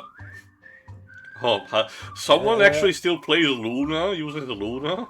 Like... Look, Amazon offered us a truckload of money, so we're advertising it. Nobody cares.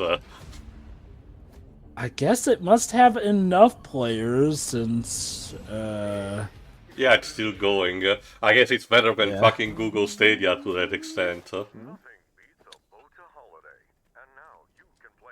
What is this? Oh, Rust on mobile, okay.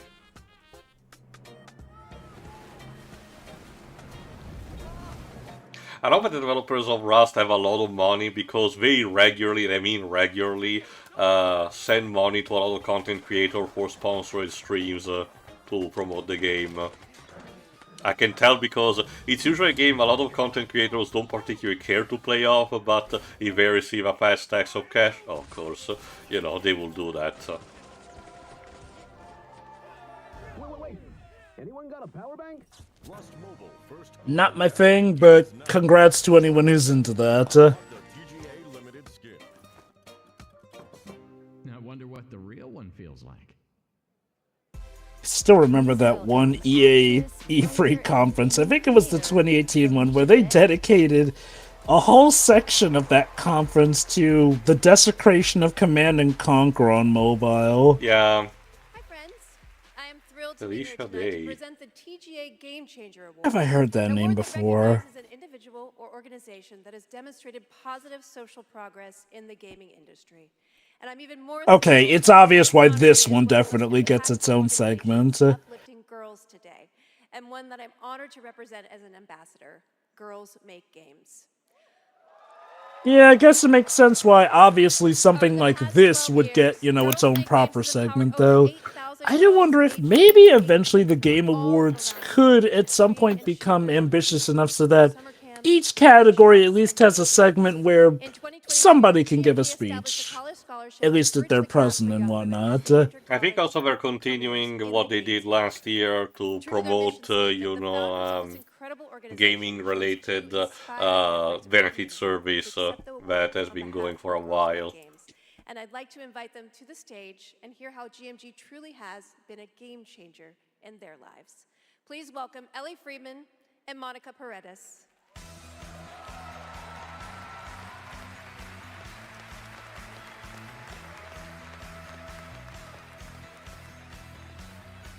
Also, I believe we're on the Social Impact Award or whatnot. No, we already did games for Impact. Hi, so Ellie, you've been going to GMG summer camps for several years now, and this past summer, you and 3 friends created a game that won the grand prize. Is that right? Yeah. You're the actress that plays Cammy in the upcoming Street Fighter movie that I mentioned earlier. Yeah. She also played Nitara in the recent Mortal Kombat film. Oh. Huh. Yeah, that one, okay. She's like that actor who I mentioned in, like, Tekken 2 Kazuya's Revenge apparently hops from fighting game movie to fighting game movie. Tagawa, R.I.P. Soon we're going to start working with professionals to fully publish our game on Steam and PlayStation. I wonder if it's been long enough for Tekken to have another go at the movie scene. I'm personally super excited to see the prototype we made at camp turn into a full-fledged game. I mean, it sounds amazing. I can't wait to play it. I mean, hopefully with my daughter, because she is actually the brave, scary games girl, not me. I like to play cozy games and grow virtual turnips. Do you have turnips in your game? Okay, you can work on that. How very specific. So Monica, your journey is a little bit different with GMG. You never went to the camp, but you actually were... That sounds like a question similar to the one on Crime of the Ages. Do we like carrots? Yeah, so I grew up Yeah, I like Instead of carrots. Oh, that's interesting. My high school robotics teacher actually encouraged me. I legit have to wonder if the people behind that movie were really just taking the piss. Either that or they gave carte blanche to the actor and he decided to take the piece. I gotta give credit to the actor. The fact he did all that with a straight face, though. It's called commitment. It sounds like it's really helped you, set you up for success. That or they paid him enough. Give girls out there who might dream of making their own video games one day? Yeah, I think if you're someone out there with an interest in making a video game, explore it, give it a shot. You never know where that interest could take you, and there's a ton of amazing programs like Girls Make Games who want to see you succeed. Yeah, well, obviously, I really wish that there had been an organization like this when I was a kid, but I'm very excited that starting next year, my 8-year-old daughter can go to GMG and express her love of gaming. You guys are very inspirational. Thank you. Touching. Yeah, this is fine. And now, oh my god, she's thick. Okay, It's more about Did she just say she's spick? It's more about poor timing because right now the gaming industry is a very wild place to be in order. So I can only hope she can manage to continue despite everything. This is why these specific kind of organizations exist, though, because the mainstream industry is so hostile. Yeah. But again, they continue like I said, they continued what they did from last year. So at the very least, I'll give you this one, Geoff. Yeah, like, it's good to actually platform something like that. Even if Jeff's own sincerity is, into question. Yes. Yeah. Like, the weird thing about Geoff is, he really feels like Two-Face in a sense, where it really feels like a flip of the coin of whether it's a day he chooses to be genuine, or a day where he's obviously bowing to the corporate overlords. Alright, what is this? Because the thing is, he might not even align with the assholes in the industry, but, like, money talks is a typical saying, And it is easy to get someone to bend to that, really. We've seen it plenty of times. And I do get it. The Game Awards does need money. Tomb Raider?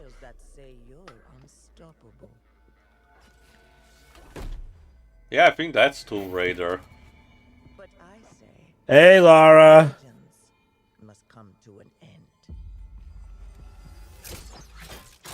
Oh, but she has a grappling hook.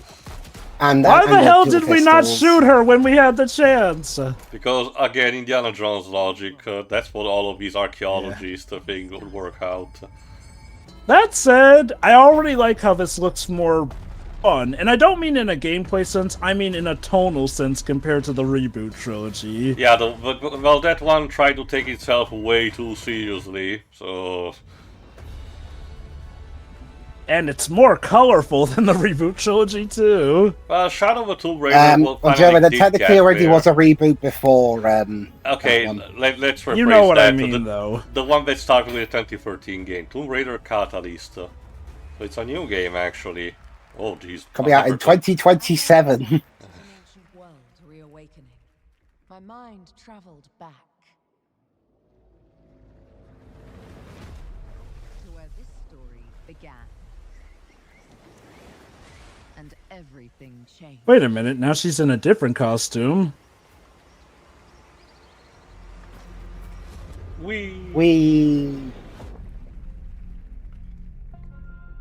Amazon Game Studios presents another game. Crystal Dynamics. Oh, wow. They are Wait a responsible minute. for making shooters. Are they dead-ass revealing two games side by side? I love how Lara looks completely different from the previous game. They are really just, doing whatever with the designs. Maybe it's their way of saying, okay guys, we promise, we're gonna go back to what actually makes Tomb Raider feel like Tomb Raider in Toad. I didn't know then the path this adventure would send me. Oh, a dinosaur track. Wait a minute. Now I like that.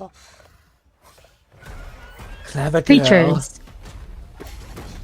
Of course, they're also partially favored, because that's the new hot meme for dinosaurs these days.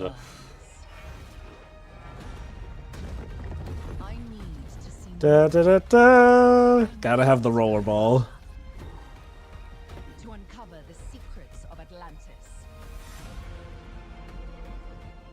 Atlantis, that was in the first game. First game. It also had, it had the hand of Midas that could instantly kill if you stand on it.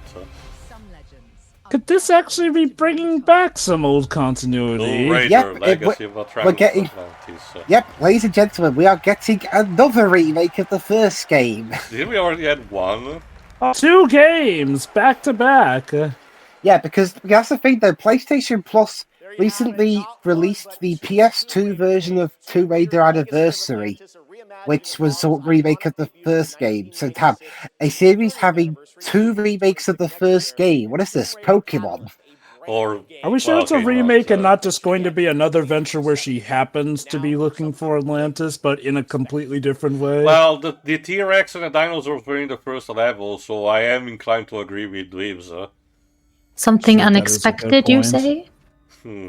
You know, I'll give him credit. That's actually creative, because I was kind of going to call foul that we didn't get to see any gameplay, but it turns out that was apparently a twist, because they were showing off the newer game first, and then showed off the game that's sooner to come later with its gameplay and everything. Looks like we're getting far away from dear. Earth.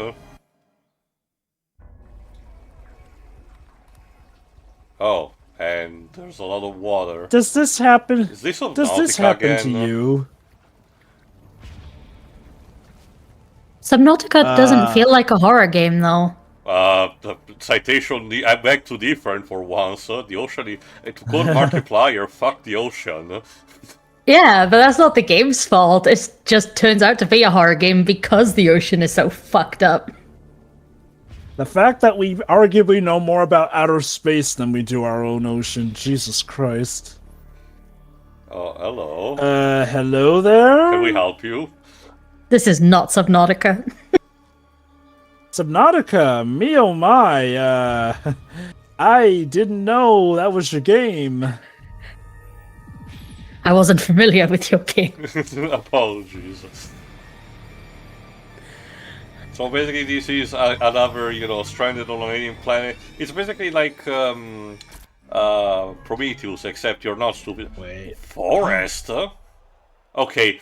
Forest free! I need to check this because the Forest games are not sci-fi, they will not, are set on Earth. I was gonna say, wait, there was a Forest 1 and 2? Yes, well, actually, The Forest, the first one, was actually super popular back when it came out. The sequel, Sons of the Forest, that came out more recently and is not as remembered. But neither of them were particularly set on an alien planet. I don't know what happened with this one. I'll need to search in the meantime. Anyway, Invincible. I guess another trailer for Invincible versus... I love that Robert Kirkman these days is just like collecting the paycheck for this and The Walking Dead. Wait. Who? The author of the original comic. No, this character. Okay, no, let me check. Yeah, no, Elemental. She is a completely original character for both the series and the comics. I guess they wanted to have her. They want to have her as the new villain exclusively for the game story mode. I guess.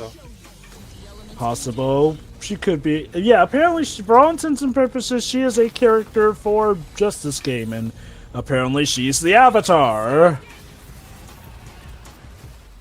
Okay, you know what? I'll give him credit though. Elemental. That's totally a name that they would come up with in the Invincible universe. We're excited to share the global announcement of an upcoming game coming exclusively to Nintendo Switch 2.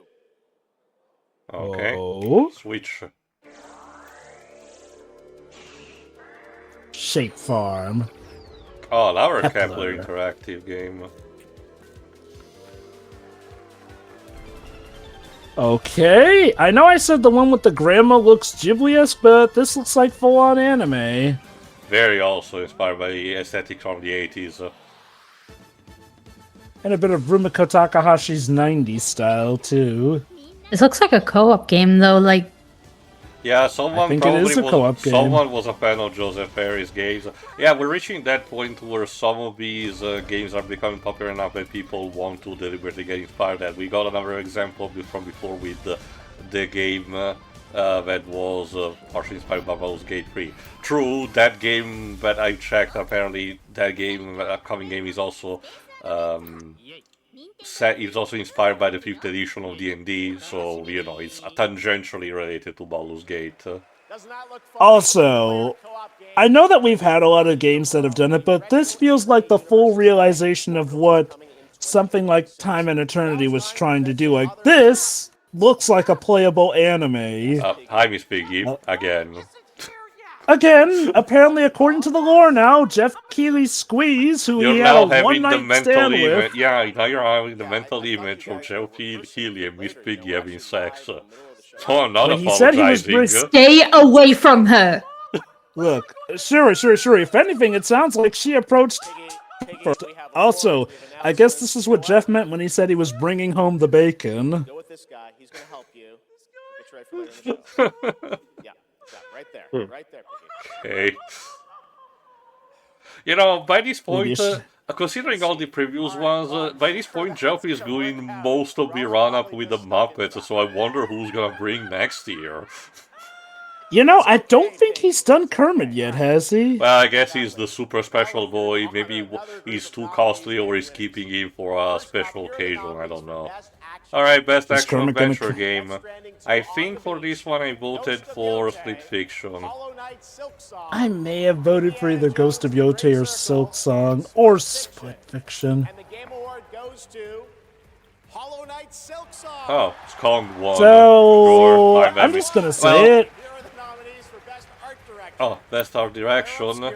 This one, I think I voted for... I forgot if it was either Clair Obscure or Death Stranding. No, I voted Death Stranding too, right. And the Game Award goes to Clair Obscure. Clair Obscure takes another one. Fair enough. Like I said, art direction is a big thing for that. For Sim Strategy, I did voted for 2 Point Museum, I think. I voted for Jurassic pretty good World series of Evolution 3. Very Oh, cozy, 2 I Point know. Museum, you play that, Shiroy? What, 2 Point? Yeah. Oh, No, And the I've seen a lot of other Tactics people 101. play it. heck, that's a release with not that much of a new content. Alright, this one I voted for Blueprints. I voted for Dispatch. Well, there is one major difference, Tio. This time the voices are British. Oh, And Dispatch gets robbed. I argue Blueprints got robbed even more. There were some really good nominees for that one. Yeah. That said, I'm getting the feeling Clair Obscure 33 is going to be this year's Red Dead Redemption 2. I was gonna say.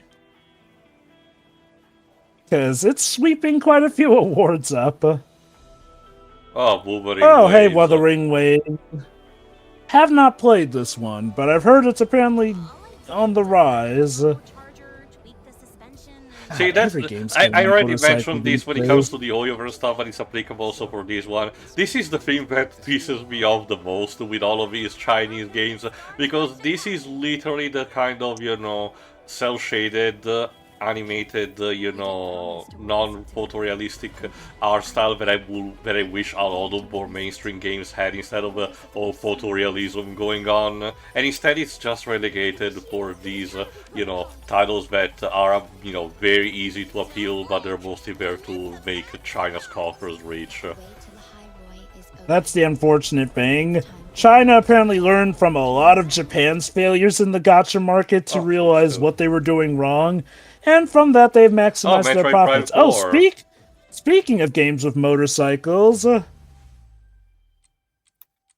yeah, apparently voice acting in the Metroid series is widely back, apparently, with this game. Doesn't Samus still just speak in grunts, albeit not Yes, Jennifer Hale this time? Yes, they actually keep that consistent. I know a lot of the spoilers, so I won't elaborate, but yes, to answer your question, Lives. So, we're finally gonna see Silux get to do something in this game. Yeah. Again, I won't spoil that much on that front, but yes, we will see Silux do something. There it is. The Google Play Point. The most valuable jewel in the game. Earn 'em by Please, playing it's only worth $1. Then trade them in for the sweetest in-game items. Score the latest IRL swag. Or up your game with limited edition merch. Someone still plays Clash of Clans? And so are rewards. With Google Isn't Clash of Clans getting like a movie or something? Okay.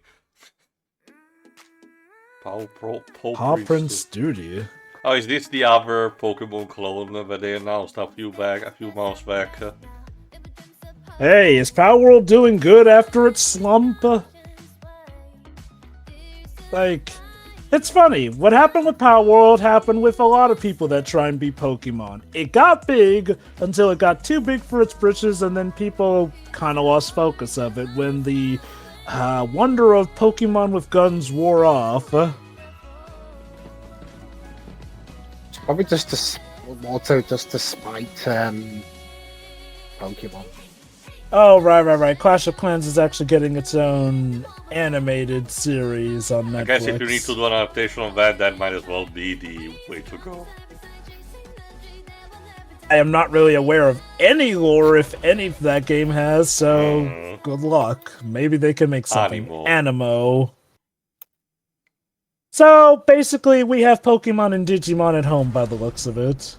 Oh, hello. snap. Is that Diablo? Yeah, I think that's him. Oh my god, Okay, between the this is trailer Geoff for Keighley and Hideo Kojima's final form. Between the trailer for Divinity and these, I do wonder if there are some articles where already start to say that the Game of Wars promotes Satanism.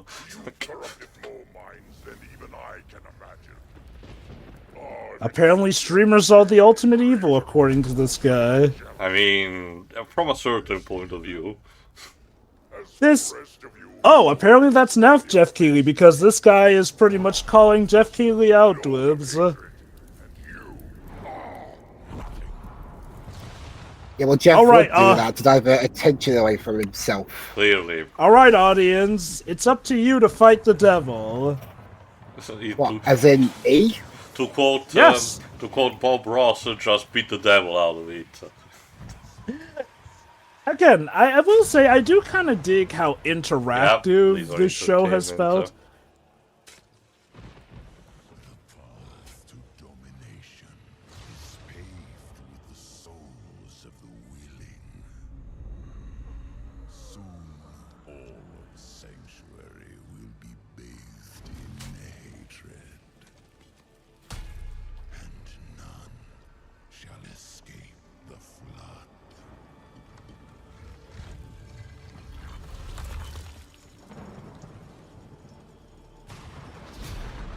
So yeah, new Diablo game. Do we need phones for this one too? Either that or it's an expansion of 4.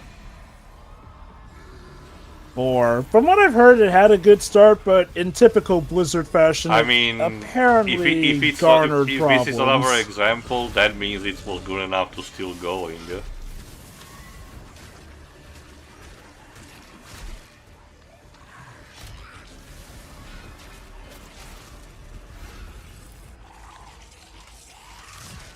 Is that God in the background that guy was trying to attack?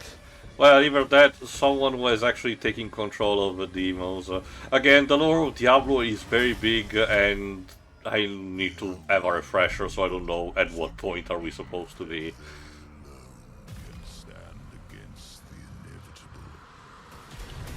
Oh, whoa. Okay, so he was just a meat suit for that demon, got it. He was the new host of Diablo himself.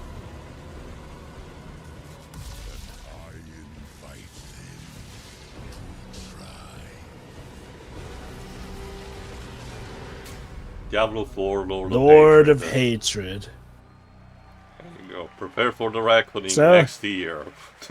So yeah, it is an expansion. I guess Diablo 4 is one of those games that can basically just churn out more chapters and whatnot, as opposed to even the previous ones, Blizzard just decided to have this approach rather than having endless sequels about it. Just focus on a release with a couple of expansions attached to them. I'm guessing by this point Lilith's probably dealt with. Oh, hi Deadpool. Hey, Deadpool coming to Marvel Rivals! Yeah,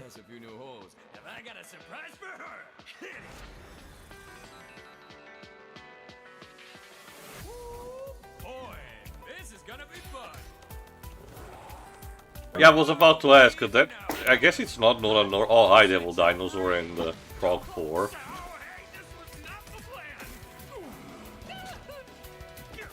If that's Nolan North, he's going for a much different voice. I don't know who's voicing him. The most I know is that they brought Rogue in recently, and they got her X-Men 90s VA back for that one. Because she was also in X-Men 97. They're doing the same thing for the Cosmic Invasion, where Wolverine is not voiced by Steve Blum, but instead the X-Men 97 VA. Although he's definitely doing a someone Steve really Blum is having sound a good. alike. Somebody's really having a good time with the animation for this one. Oh yeah, Marvel Rivals goes all over the top with some of their trailers and whatnot. A sure sign that the game's making some good money. Classic. Oh, wait, is that Elsa Bloodstone?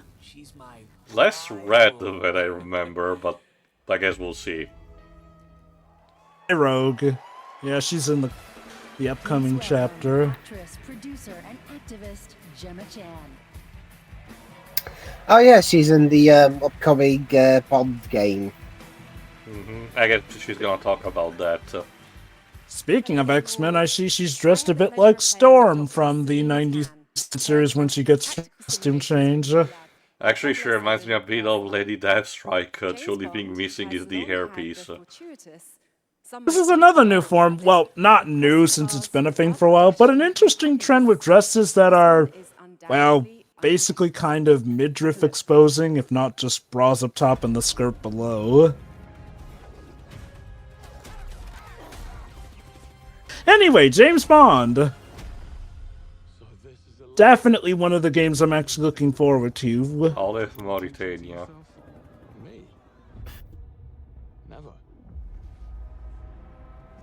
And yet we still don't know who's going to be James Bond in the reboot for the films. That's because Amazon has no idea what to do. Oh, I guess this is the place where they had the trap with the crocodiles. My blood, my whole self. This city is an Lenny Kravitz? What? Lenny Kravitz is a James Bond villain. Okay, context. Yes. I haven't heard that name in 20 years because I used to listen to this guy's song Where Are We Running, which was in 2004.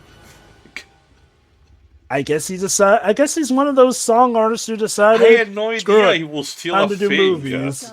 Obama himself, four-time Grammy winner, Lenny Kravitz. Is he also- Four-time Grammy winner. Welcome to the Game Awards.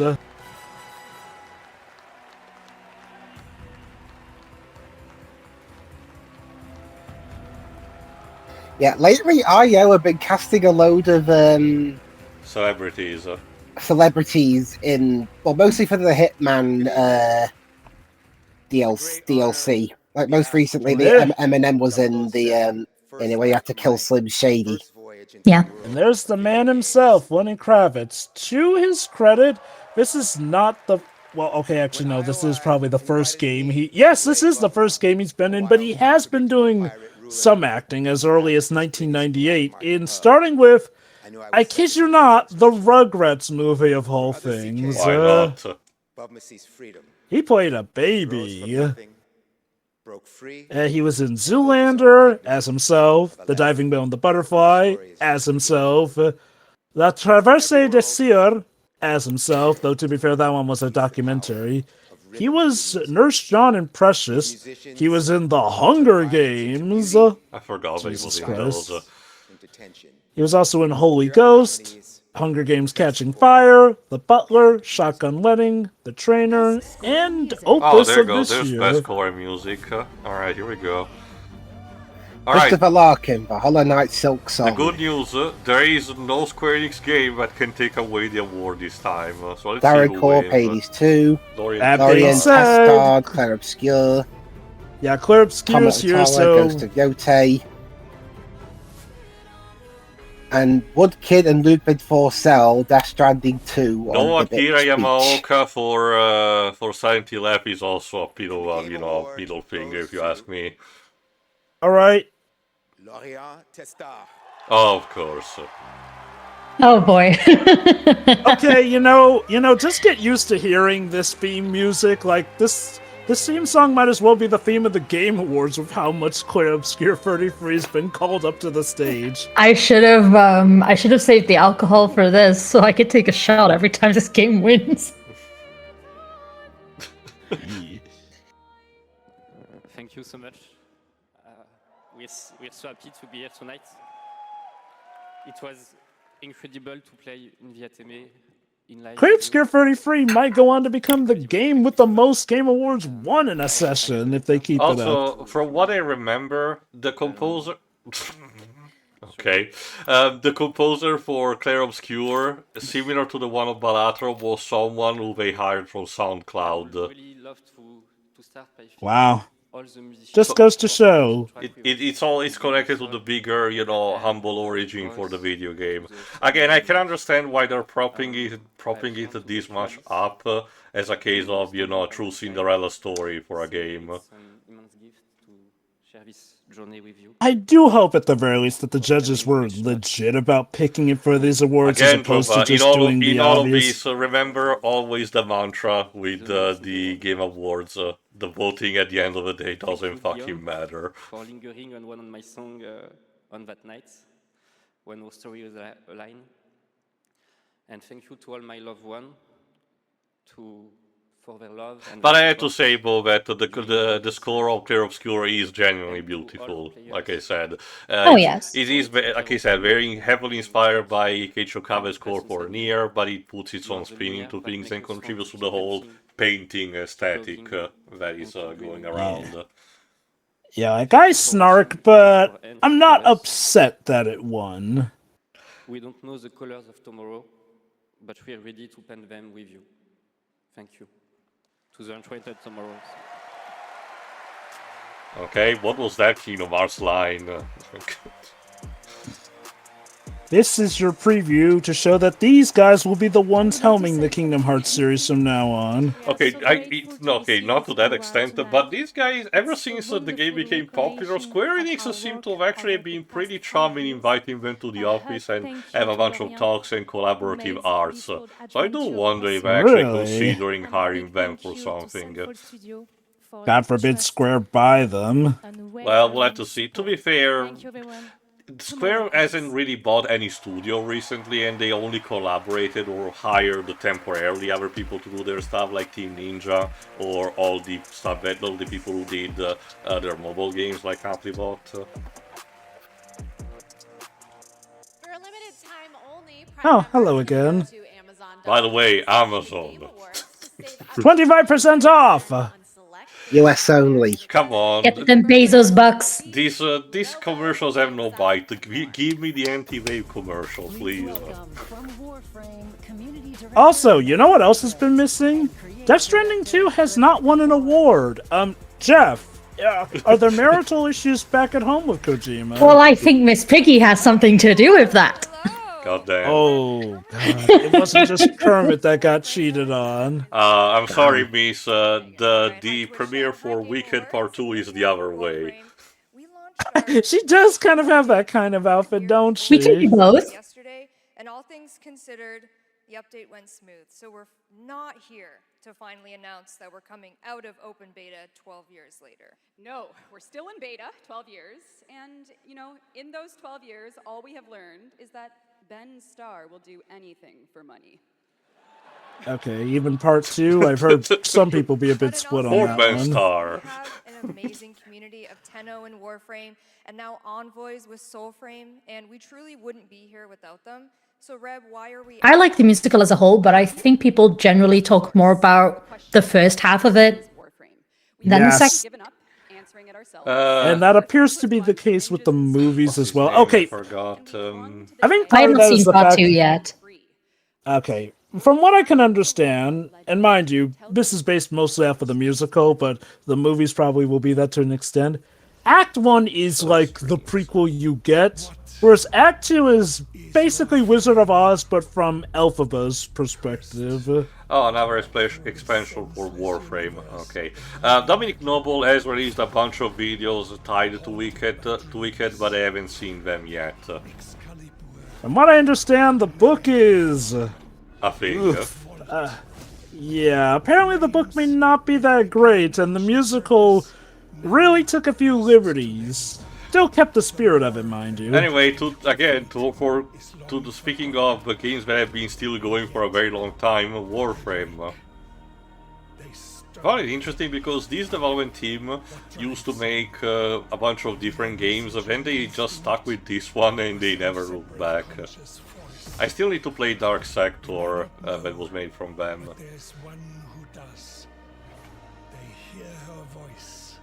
A blanket against the horror. They insist blindly upon humanity. Okay, this old guy having to do this speech while showing different pieces and he explains what they are. I'm getting Lasagna Cat flashbacks. I was wondering, like, okay, who are you, old man? Why are you just standing there staring at me while you monologue? He's dispensing the wisdom of the ages, Jova. Shut up. We have to learn something.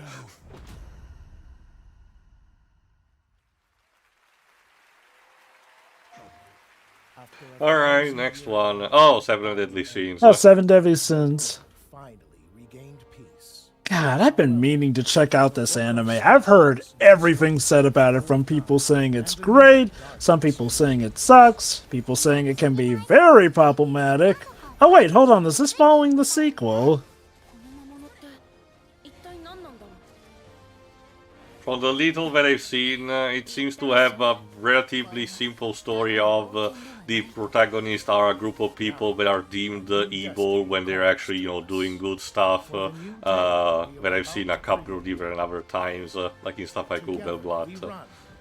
Bound by destiny. A co-op open world RPG. A co-op open world RPG? Okay. Okay. Sure. Weird. Oh yeah, Oh, sure. yeah. Promote Time to show up. Promote AMD right now that prices for PC components have skyrocketed. Don't you wish you could get this? I am so glad that I made my upgrade in July. Same. I'm glad I got my HD upgraded a few months ago. I'm just kind of, I don't really care. Everyone point and weaves and laugh. Yeah. The whole epic reward stuff.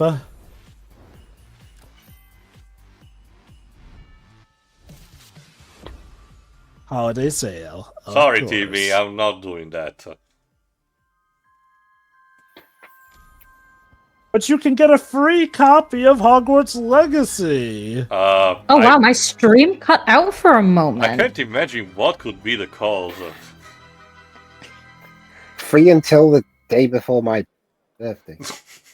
That's right. Congratulations. On the Epic Games Store right now, and there's even more Harry Potter fun. Yeah, we were talking about Geoff's double face. Yeah, here's one example of that. Hogwarts Legacy on EGS before December 18th and unlock a Harry Potter chocolate frog back bling in Fortnite. It's the world we live in, guys. All right, back So I'd have been more the crowd, Jesus. I'd have been more convinced if he actually offered an actual chocolate frog. dual realm design. Tonight we have your first ever look at the gameplay of the sequel. Lamp bearer. One must travel many paths. What is this? Oh, is this also the Fallen? To salvation. I think it is. Laws of the Fallen. Didn't someone once describe this as Dark Souls Light? Okay, not that. But it was practically one of the first copycats that popped up. And this is the kind of franchise that they're trying to push more and more, even if it's not working as they intend to. So maybe this one will actually stick.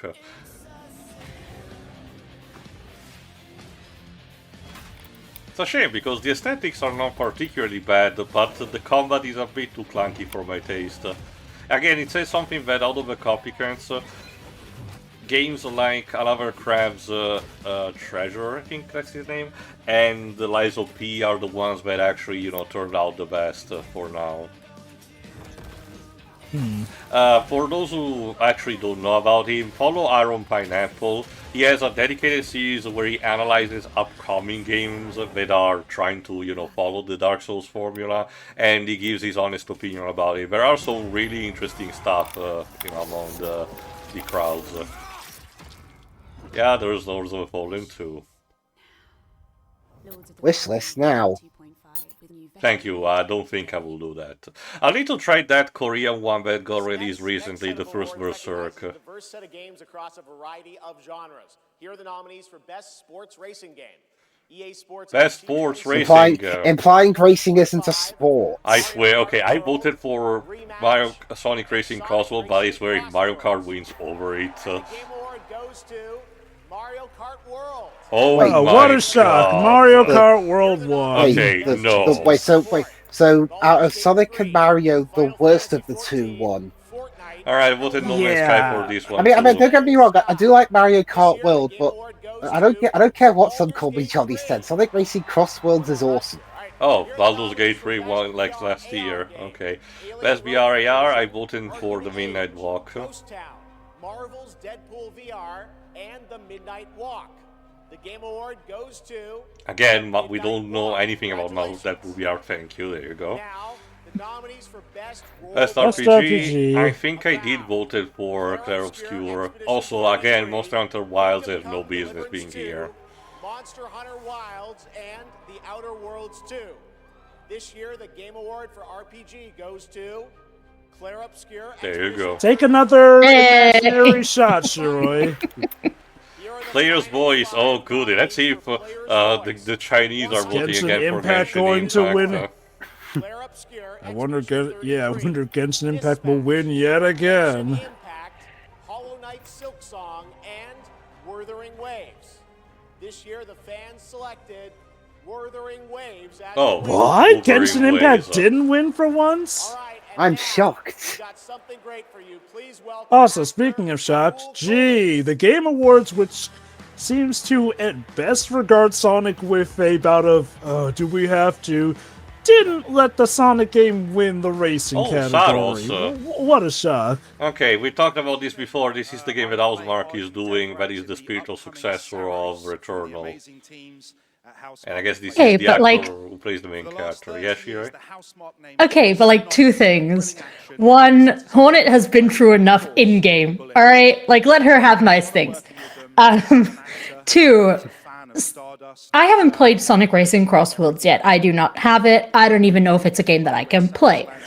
But Mario Kart World is better enjoyed with other people.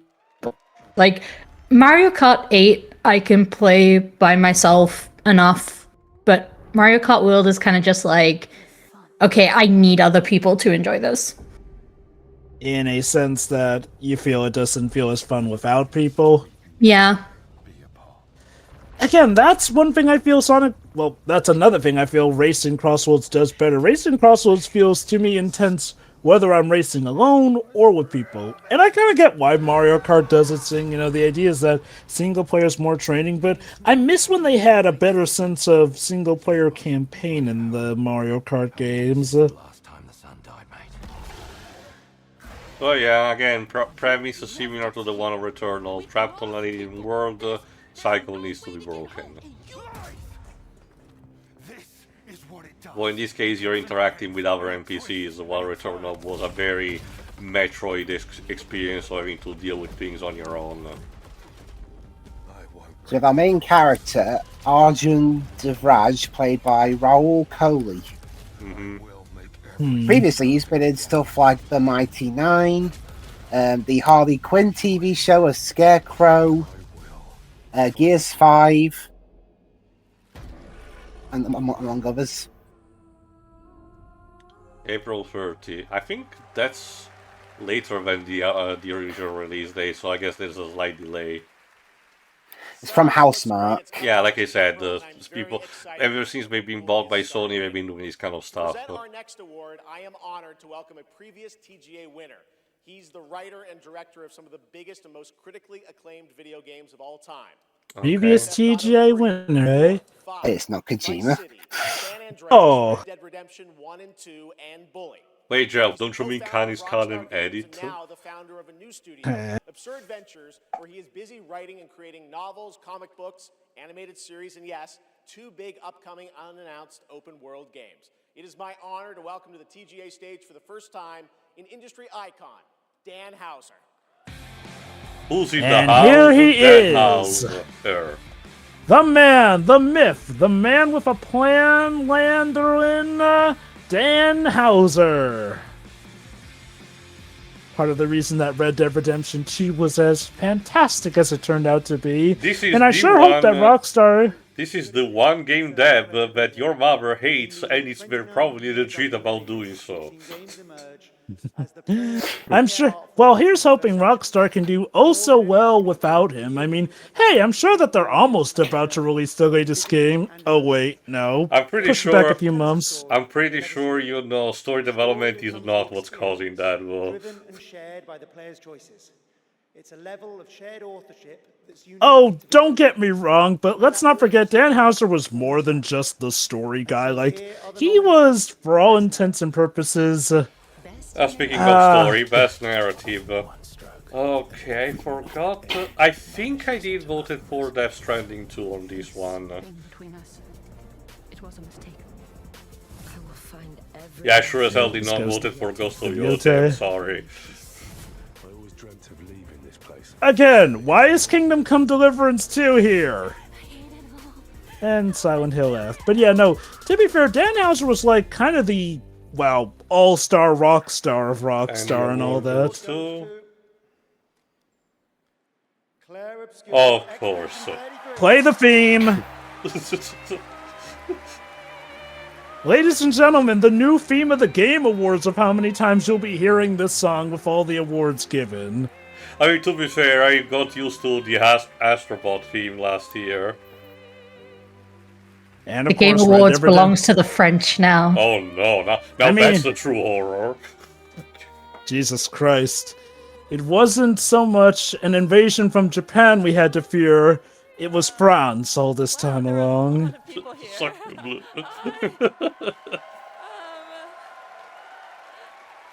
There are so many people to thank.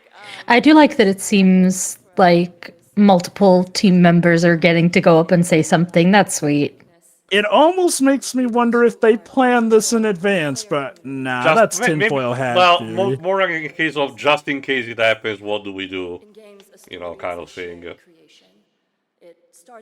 Well, yeah, like I'm guessing the people are told to plan if they do win, you know, like... Similar to the year when Iron Mouse won Content Creator, you know, she had the whole speech, but we just told her, you know, prepare one, and in case you win, it will be, you know, showcased. And like these things have to go smoothly, so they probably do like some kind of rehearsal. It's like, okay, we go here and all that, you know, all that stuff. That said, wouldn't it be funny if they didn't have enough dev members to come up for all the awards they've been winning? Because seriously, Clair Obscure's been walking away with a good chunk of awards tonight. Okay, remember distinctly that someone did say that they were not going to be present here despite being nominated. I don't remember who specifically was. Team Cherry didn't attend. Right.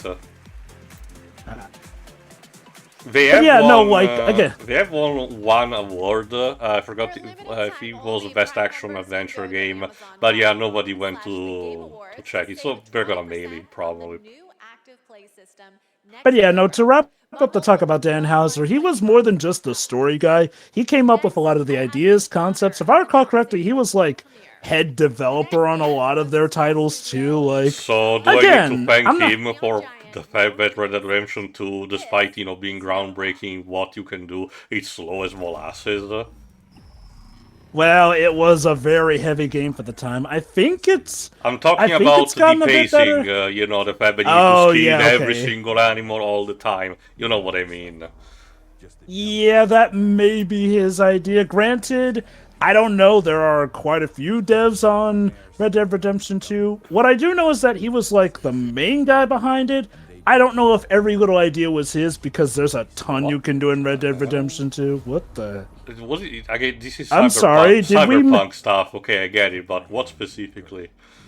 We seem to have mixed up Cyberpunk 2077 with Mad Max. Is this that game that they mentioned a couple of months ago that is an alternate future in that showcase what if Japan economic boom of the 80s continued and eventually, you know, assimilated America in an economic way rather than a political one? I don't recall what that project was supposed to be called, so I couldn't tell you. Oh, and if anyone rebels, they will be killed by these metal gears. Of course. I mean, that's your cyberpunk dystopia in a nutshell, really. One day, really, Dweebs, I will need to show you, at the very least, to show you the adaptation of Ghost in the Shell. No law. So it's the anti-Judge Dredd game. I've already seen it. We'll all be looking forward to that, and good morning to everyone in Sweden and Europe. I know it's a late night. We got a lot more shows. Aw, see? He hears you guys over in Europe. Feelings mutual, Jack. Thank you for your consideration, I guess. Now, please, let me get some sleep, I beg you. Meanwhile, us on the eastern coast of America, it's like, oh yeah, it's night. Don't worry, I don't have to worry about waking up early tomorrow, I'm sure. It really makes you wonder who specifically, in terms of timestamp, this is aimed at. Like, to be fair, like any show that's shown across the world, there are admittedly some things that are going to be outside their control since, A, they want a time that, you know, people can watch when they're, you know, not busy with work, and... Oh, goody, Evanescence. Here's the obligatory exhibition that I need to mute and replace with something funny. Alright, because they did make the song for the Devil May Cry Netflix series. Possibly the one good thing about that besides the animation.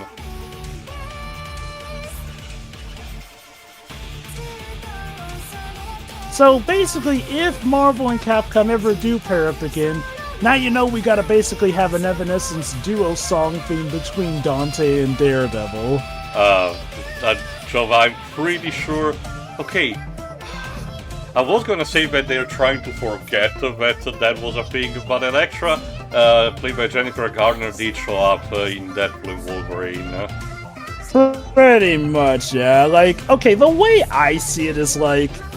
Okay, of all the things that, you know, whoever still is left from Fox might be embarrassed of with their Marvel stuff, I think they're for the most part okay with Daredevil. Like, don't get me wrong, Daredevil wasn't the most amazing thing, but I don't think it was terrible. I still say that Elektra is... What about that extended cut? Much like with Elektra, both for Daredevil and Elektra, the extended cut improved significantly, but only in a relative term. And I still stand on my point that Elektra to me is still the worst of the Fox superhero movies. Yes, even worse than Pen Forstick. Pen Forstick had the whole behind the scenes... Elektra movie. Pen Forstick had the whole behind the scenes debacle, but the Elektra movie is just nothing. Okay. I'll admit, it's been a long time if I've ever even seen the Elektra movie. Yeah. That movie is so forgettable, I forget if I've even seen it. Also, controversial when I'm talking about Elektra, I I'm don't talking mostly particularly about like her... Jennifer Garner's appearance for the character, I'm sorry. I do recall her costume was a bit on the generic side. Again, it's been a while since I've seen Daredevil 2003 or the Elektra movie, but again, I'll admit, I don't have the fondest memories of her. She was definitely the weakest link. She was definitely the weakest link in the Daredevil movie for me, since, you know, Michael Clark Duncan and Colin Farrell kind of stole the show. Basically.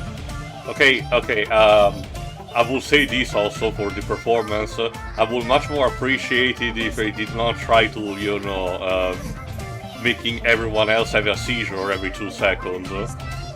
I'm not sure what this is supposed to represent. Like, yes, the blue and red lines for Dante and Virgil, I get it, but the rampant intermitting one, I don't know. And the fire and the flames and all that.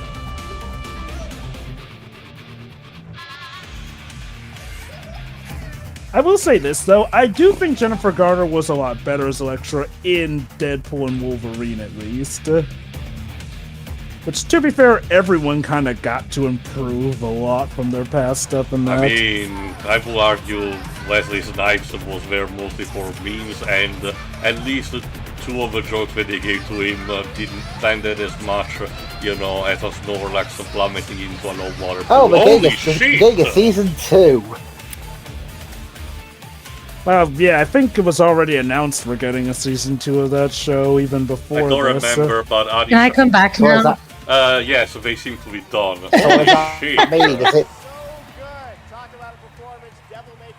So what does that mean? We're going to get two mini-series inside. They're both focusing on different characters and they're both shit. Maybe, I who know when you're knows? getting a parallel to Last of Us Part 2, but I argue with it's not really the same thing. Game of the year, presented by last year's winner. Which game will take home the trophy this year? Stick around to find out. Lauren Balfe and the Game Awards Orchestra are tuning up.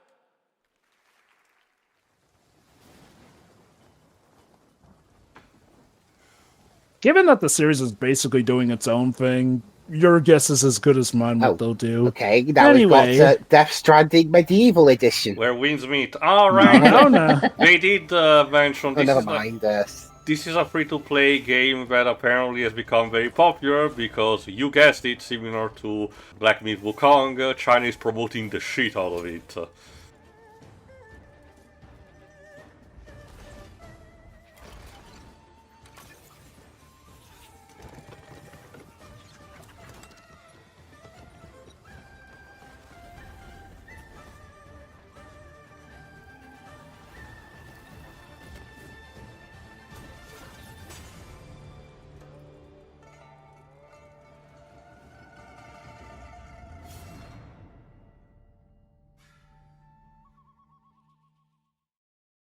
Anyway, next up, a Pharaoh from Kinetic Games. Kinetic Games? The Game Awards Best Debut Game Winner 2020. Alright, don't remember about... Oh, I think it's Phasmophobia, okay.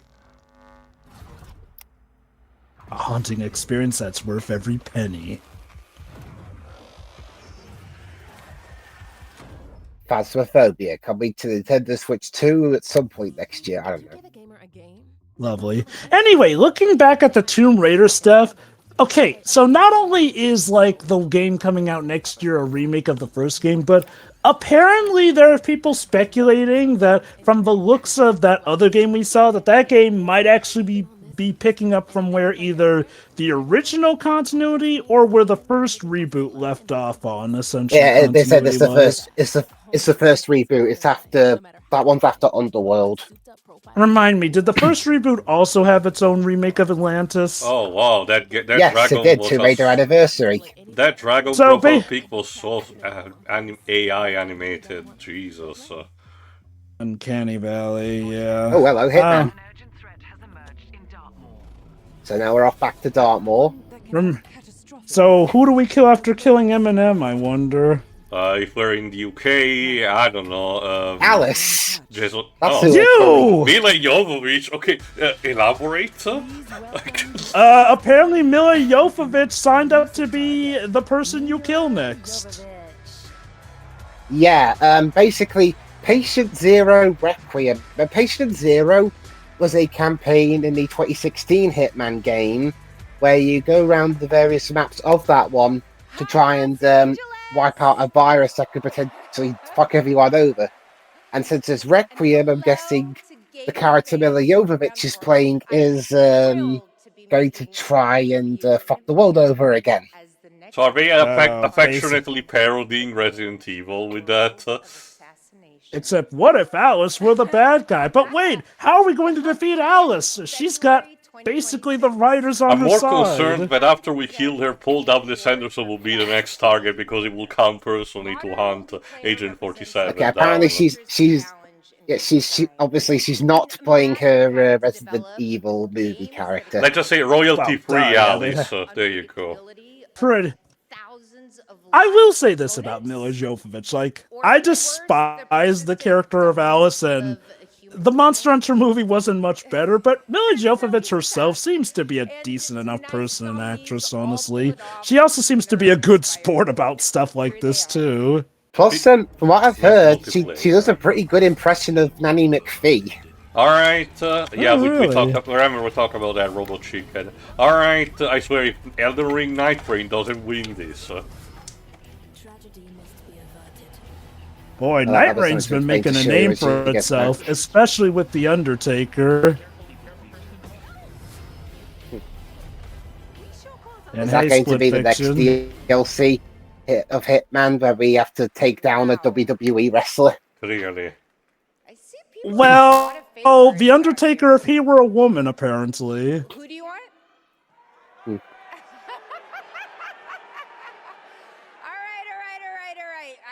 right here. And the game award goes to Boo! Sorry, Tio. The Night Rain must retreat to the night. Honestly, I would have been fine if Split Fiction won, but Arc Raiders absolutely not. Do not reward this garbage.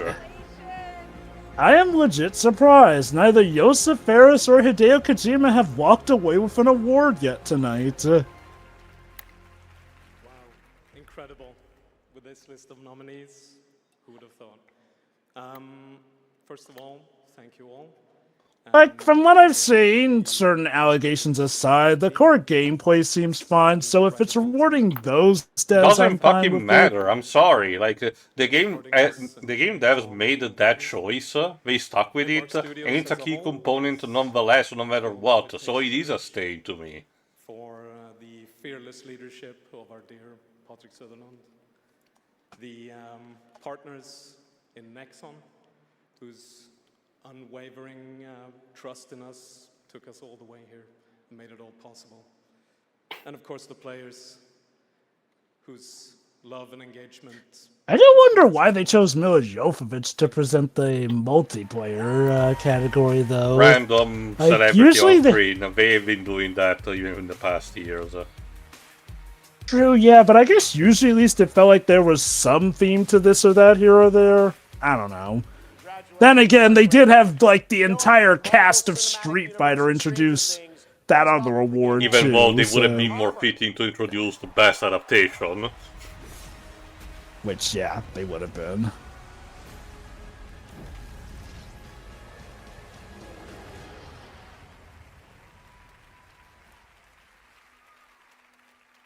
Hi, Santa Claus.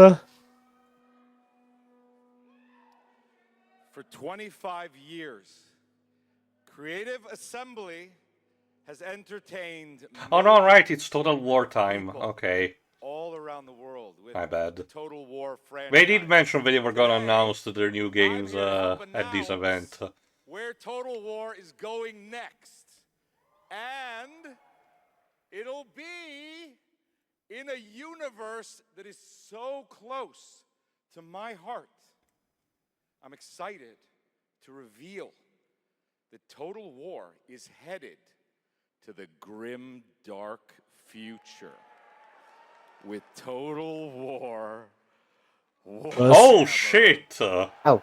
40K!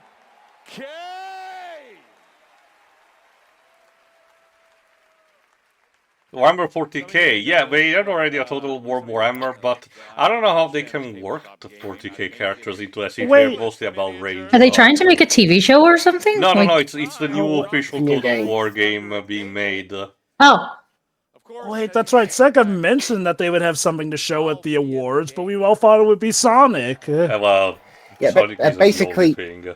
It connects to some of my favorite aspects of the universe, but more details on that later.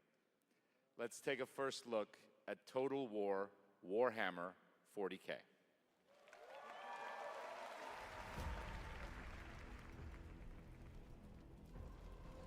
In the grim darkness of the far future, every soul's survival hangs by a... So, Tio, where does this go in the lore? Don't even get me started. That's a loaded question. So many heretics, so little time. Actually, these are orcs. Mankind is beset by endless tides of aliens, traitors, and demons. Again, point, though. Who's before to we will do anything Warhammer 40k related, I will have to make an entire video where I need to sit you down and talk about the lore.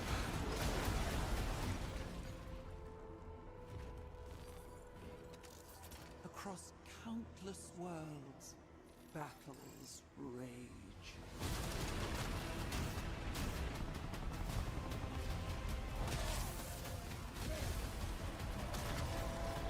Again, the thing that makes me wonder is how do you adapt the style of 40k into the Total War games, because Warhammer Fantasy worked better with the you know, specific platoons that stayed in line and had to rely on specific ruling. But Total War never handles skirmishes with, you know, characters that are more separated and is more guerrilla tactic. The closest I can think of would be Napoleon Total War, but even that's not accurate. I do wonder if maybe they'll do the Ace Attorney versus Leighton formula of mixing together the two gameplays into segments and whatnot. Like, hey, if you prefer to play like more like Total War, here's this featuring Warhammer 40k characters, and vice versa with the other gameplay style. Also, where are my Taus? I just want my Tau Empire faction, please. Stop just having the same Space Marine, Orc, and Chaos, and maybe Eldar in every single new game. So we're getting a full-fledged crossover between Total War and Warhammer 40k. Oh, there you go, gameplay. Oh.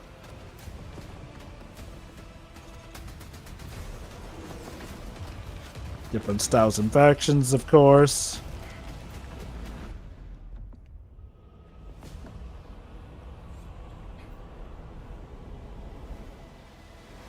There's no peace amongst the stars. Wishlist now. Alright, sure. Well, alright then. Oh, red alert.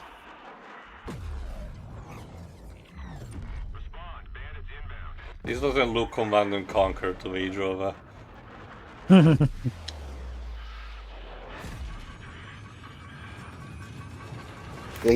new reboot of Space Invaders looks bizarre.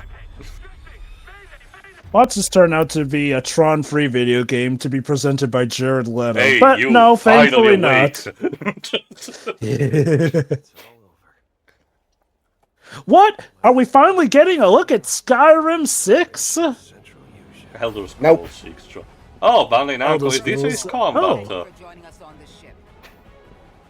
It's been a long while since there is 07. It makes sense that it will make an 8 game. Oh, of course, a food simulator as well. Yeah, definitely Ace Combat. Alright. Wait, did Ace Combat ever have sections where you just hang out with your bros and eat food? As sometimes as cutscenes, I think 7 elaborated a bit more. The initial games were trying to have the airplane represent the character, but it's similar to a lot of other games. They try to push, moving forward, they try to push more about the pilots inside. Well, I guess in this So case... is that what happens if you crash the plane? You have to swim up to the surface, or is game over? I don't know. That or it'll be a story cutscene. Probably. So what are the Balkans up to this time? It's always about them. Rex. Ace Combat 8, Wings of think of a spell Thieve. Coming next year. Coming. Cool, I guess. Neat. Yes, that's right. Ace Combat is back in 2026. Thanks to Bandai Namco for that. Over the past few weeks, fans have been visiting the Game Awards vote in Fortnite to help us select the best creator-made island of the year, and Genesis Squid Game came out on top. Don't worry, Geoff. I don't think I will do that. Game Awards Island now live in Fortnite to play all the nominees with the island code that you're Theo comes back old just to tell him, no, I don't think I will. Some of the key folks behind Burnout and Need for Speed comes an all-new racing experience. Can it be better than that time you ended off a Game Awards with the Fast and Furious game? Wait, is this Galactic Racer? Now this is pod no, racing. No. Yeah, it seems to be another racing game of sorts. Though surprisingly not with pod racers. You would think that they would use pod racers. Oh my god, we're getting that sequel to Super Bombad Racing. Also, is that Jakura racing on? Because that would be guess, like one of the few times that lately Disney has let us reference anything from the sequel trilogy. Well, keep in mind, Jova, remember, in the new Disney canon, that Jakku was where the last remnants of the Empire were defeated. So even, That is true, even that before the is sequel true. trilogy starts, it has a significance.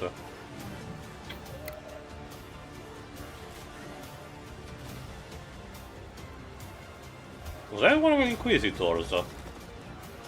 That'd be funny. What the hell is an Inquisitor doing in the race? They sent him in there to track a Jedi. What would a Jedi even be doing at a race? It's fun. Shut up. Yeah, Inquisitors have got to let off some steam every now and again. Galactic Race 12. What? I guess. Hey, Sebulba. Oh wait. Old Sebulba. It's just funny to think that in spite of everything that happened, Sebulba just survived the original and sequel trilogies into a lap of luxury. What is this? It's a game with characters with no mouths. I think we saw this already, like last year. Kylo and Kurt. Can I? I shall give you names. Namey.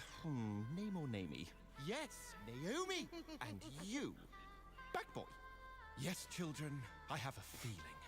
It's a feeling of... When this character goes full Joker, picks a knife and says, "Now let's put a smile on that face." God. Fucked up. Did I already make that joke in the first trailer we showed up? I don't remember. Been a long show. Game looks really nice. Yeah, like there definitely seems to be a growing niche for stop-motion animated video games, though I imagine making these sort of games is still a pain given what must go into, programming them. Stop-motion co-op game being developed over in Denmark, and it's a great game coming next year. And now I'd like to welcome back an icon, a legend who pushes entertainment forward with each of their new projects. Someone I What, your boyfriend Kojima?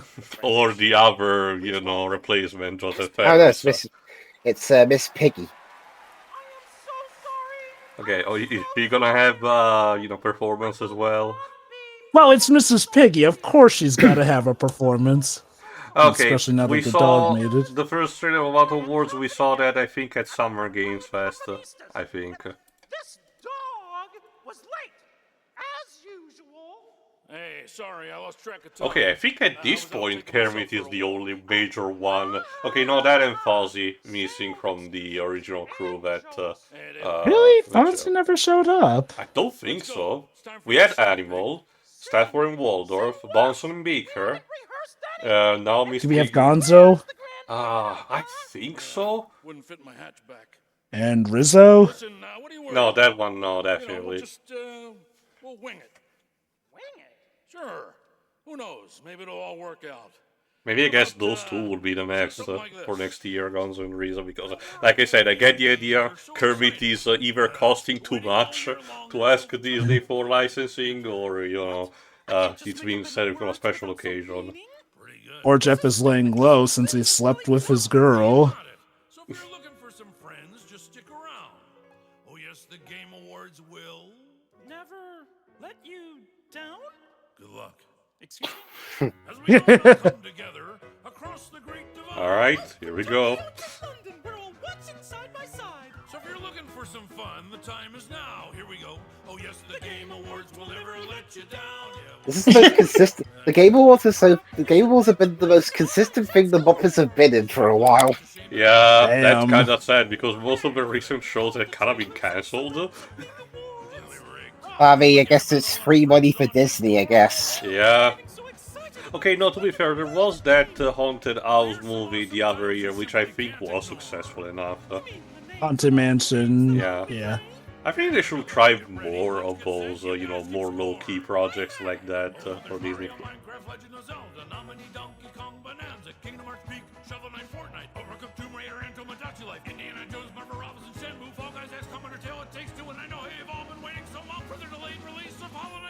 Undertale mention, let's go.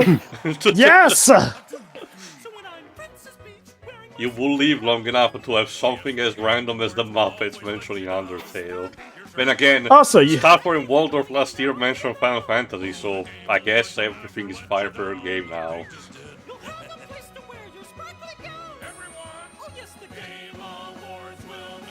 Also, we finally got the Muppets mentioning Kingdom Hearts 4. That totally means it's coming soon, guys. Jova. Look, Shiroi, I'm a vet, so I know, but might as well let the younger fans have some hope. And Ralph the dog. It all worked out in the end for them. So the Muppets are officially gamers who are in the know with those games. Good for them. Good for them. So Maybe this means they'll show up in Kingdom Hearts 5.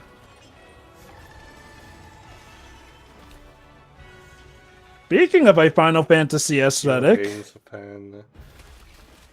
Well, this reminds me more of that game that Hirobu Sakaguchi made, Fantasian, but it's not that.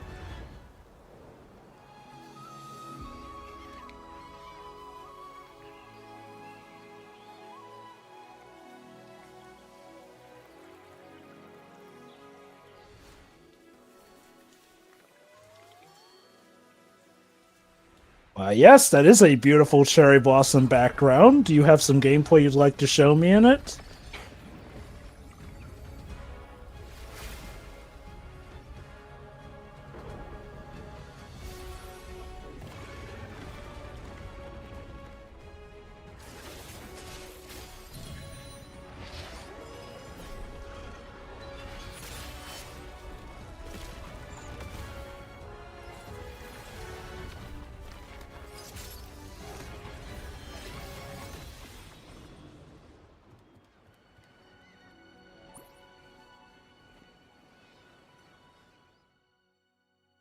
Dual Knight Abyss. Why was the presentation of the title so short? I know, oh, right? The Wind Awakening. I guess it's So that wasn't the expansion. title earlier. Okay. More AMD commercial. Again, bad timing. Just show me the anti-vape commercial, Geoff. That's what I'm asking for.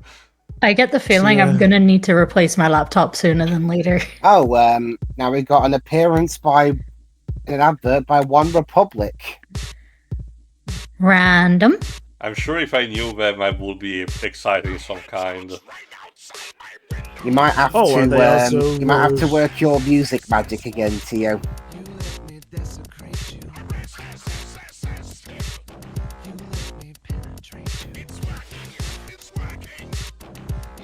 I guess they made a song for this game.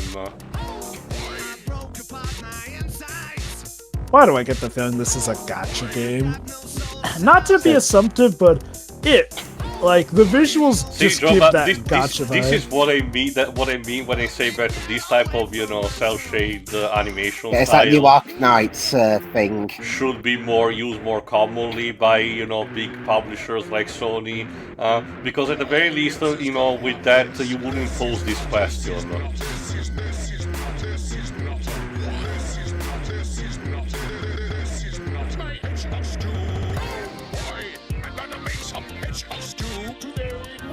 It's my greatest gift idea. Get that damn hedgehog right away!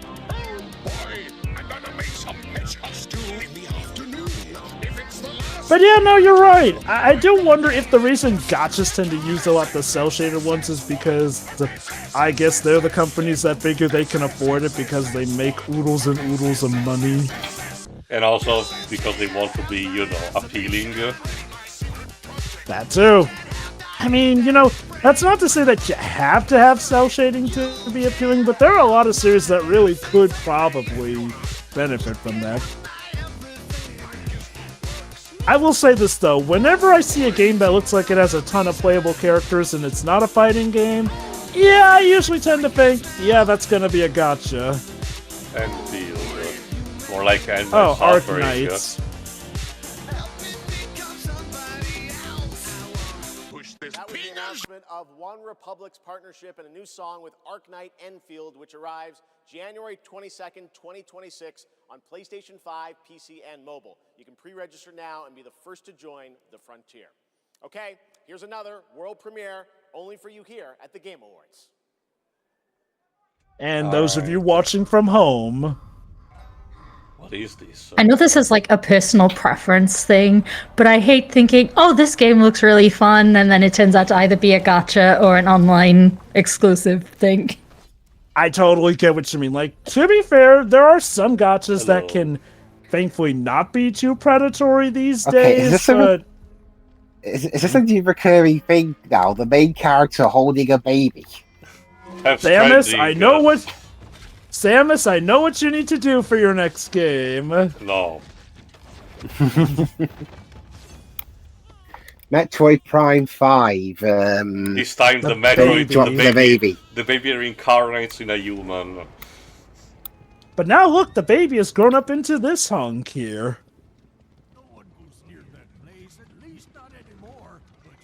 I think this game was showcased in the S past. game. What does the S stand for? So what if this game Survival. turns out bad? What's the S gonna stand for? Shit.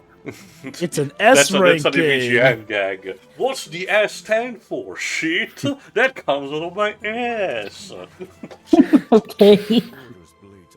So apparently we play as some kid who's apparently returned to a land that he ran away from a long time ago. Probably from Or when he a was baby rescued and all. when he was a baby, thanks to that guy that probably is the final boss.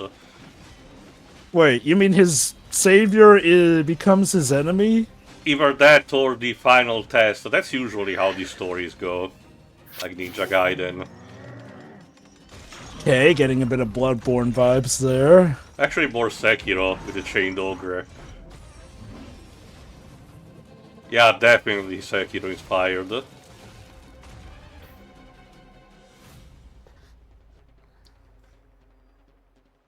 Please, take it. Take the cocaine. The girl's nothing but a shell now. I don't feel so good. Oh, you.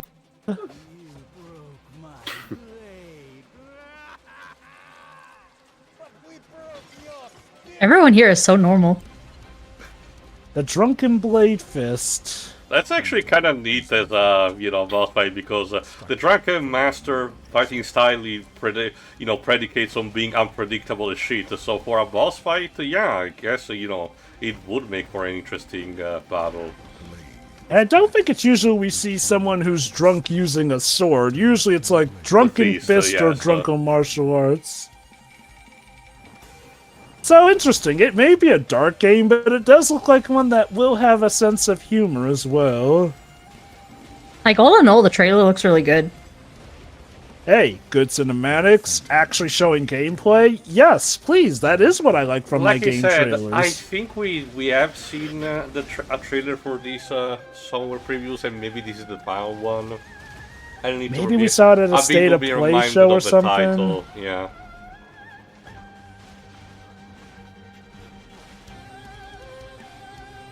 Oh, steamboats, rowboats, and everything. And you can smash people with a boulder. Of course. Well done, Killer Croc. Yeah, Phantom Blade Blade Zero. That's the game. Yeah, we have seen these in the past. So I guess this is like the final trailer before release.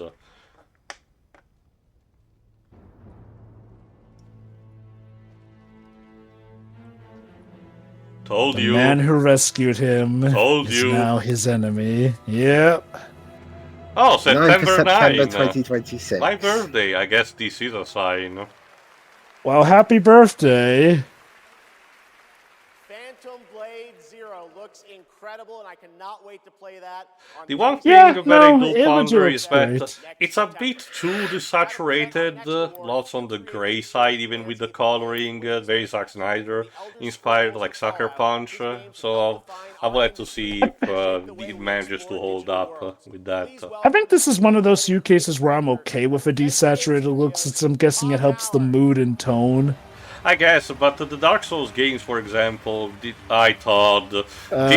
manage to maintain the sense of bleakness with some tinge of grayscaling, but without being desaturated too much. Remember to have colors.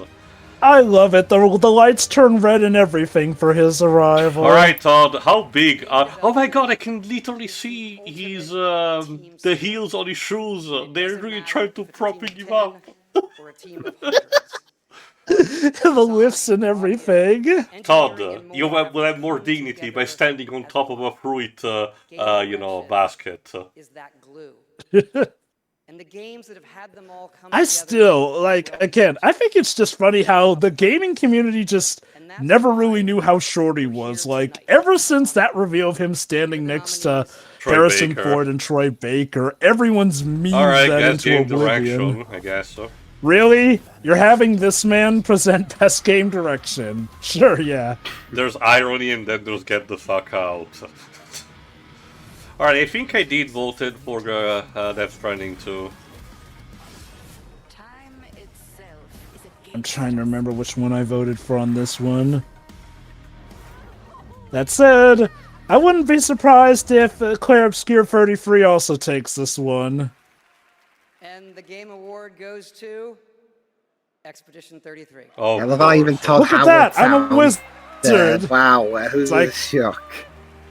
Yes, wonderful. Get up here and take your 100th award.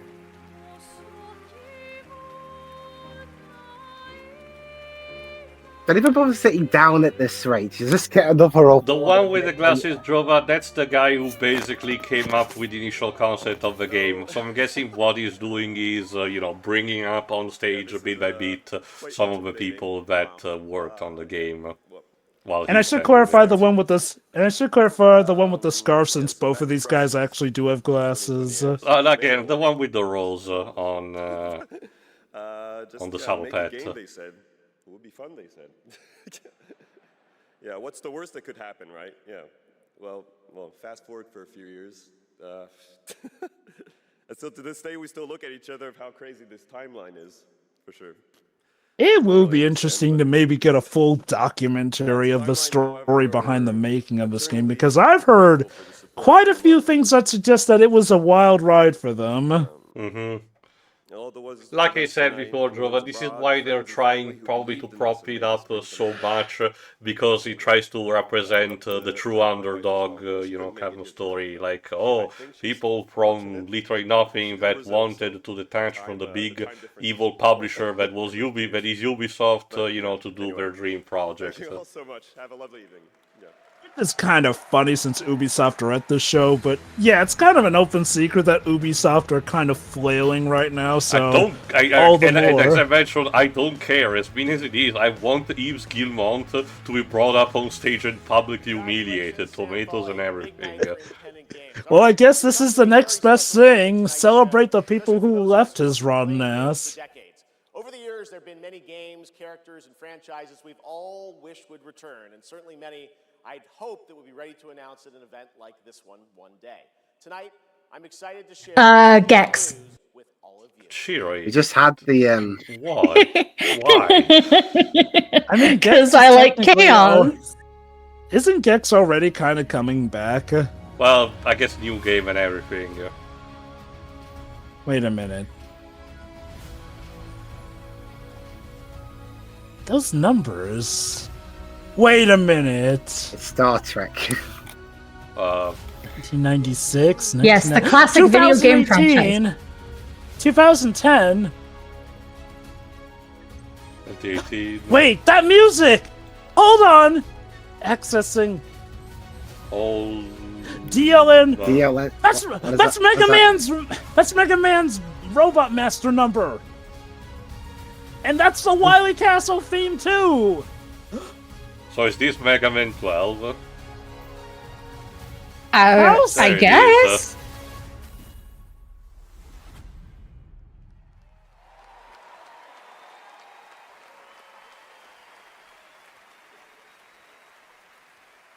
Like, I mean, that was too flashy to be another collection.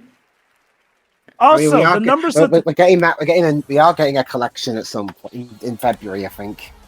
For Star Force, beloved. Oh, games. it does but look yeah, fairly similar to 11 in art style and execution. I guess it's just more refined. I noticed the numbers on the screens, though. Those were all released years of Mega Man titles. It's most notable with 2010 and 2018. Oh my god! Wait, this means Capcom weren't capping when they said that they actually wanted to Mega Man revitalize Dual Override. Where's the number? Hold on. In 2027. What? Maybe it's early 2027. I don't know. You're going to be waiting a while. Like, also, where was the numbering? This was the year, and 2027 cannot come soon enough. And even got a very early glimpse at first gameplay. The team really wanted to share that with you tonight. To show Do they hate the number 12 or something? It's 14, Oh the my one that's God. considered bad luck in most of the world. So Capcom were actually telling the truth when they recently posted that news saying that they wanted to revitalize the Super Mega Mario Man, Ace Attorney, and Galaxy DMO. movie. Is this a new trailer? Well, we already saw this scene with Bowser Jr., Yeah. so maybe it's extended upon. God damn it, Luigi. Fight scene, okay.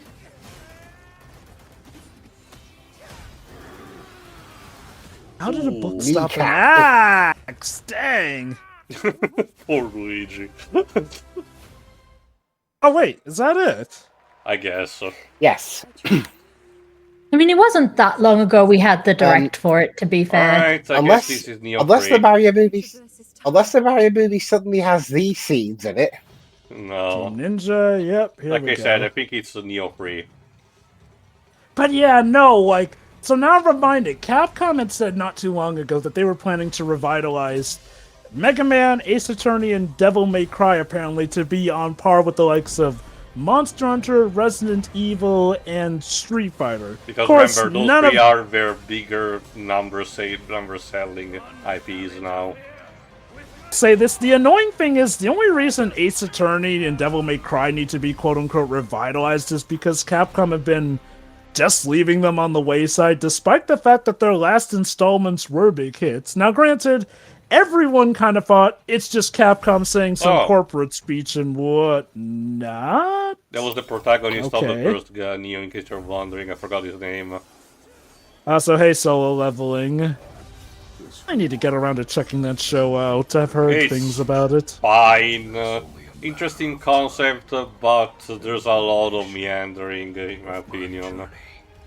The most notable thing I've heard is like, well, I've heard that it's what's making the big, we calling it Korean animes or Korean shows, whatever. Like, it's helped like Korean shows make their mark essentially. Yeah, I've noticed that, like, you know, K-mangas, as people call them, are making a big rise in the community. Well, maybe for super mainstream, because they kind of always been. They were just called webtoons. Well, this is why I would say, like, say you know, read the web series.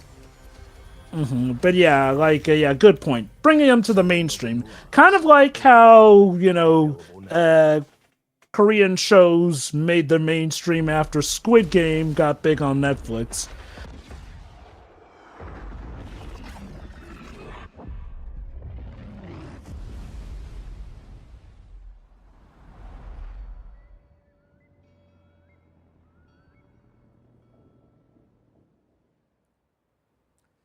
You know, sometimes our last reveal at the Game Awards is a teaser for something years and years away.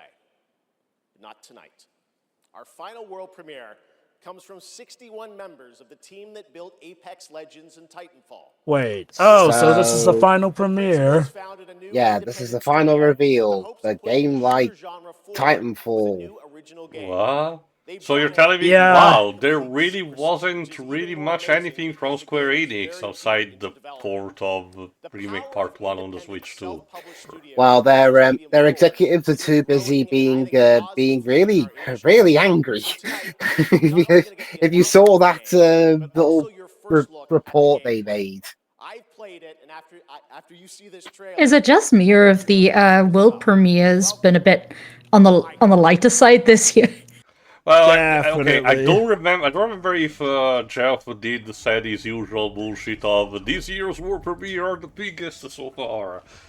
Alright, Geoff. Let's hope that this is a better finale than... Well, okay, to be fair, the Fast and Furious finale wasn't terrible. It was just that the game itself turned out to be terrible, but wait. But this is another, you know, hero shooter. No, come on, Geoff. Wildlight entertainment. Like the people. Please tell me this is not another... Yep, it's a hero shooter. Speculations. Yeah, Okay. the people from Respawn who did Titanfall at the very least know how to be competent with you know, shooting mechanic, but at this point nobody really cares about you know, Overwatch clothes. I'm sorry. Look, guys. Titanfall did not need to die for this, essentially. This does not look as fun as Titanfall. And yes, look, to be fair, hero shooters are not inherently bad, but they have become heavily oversaturated.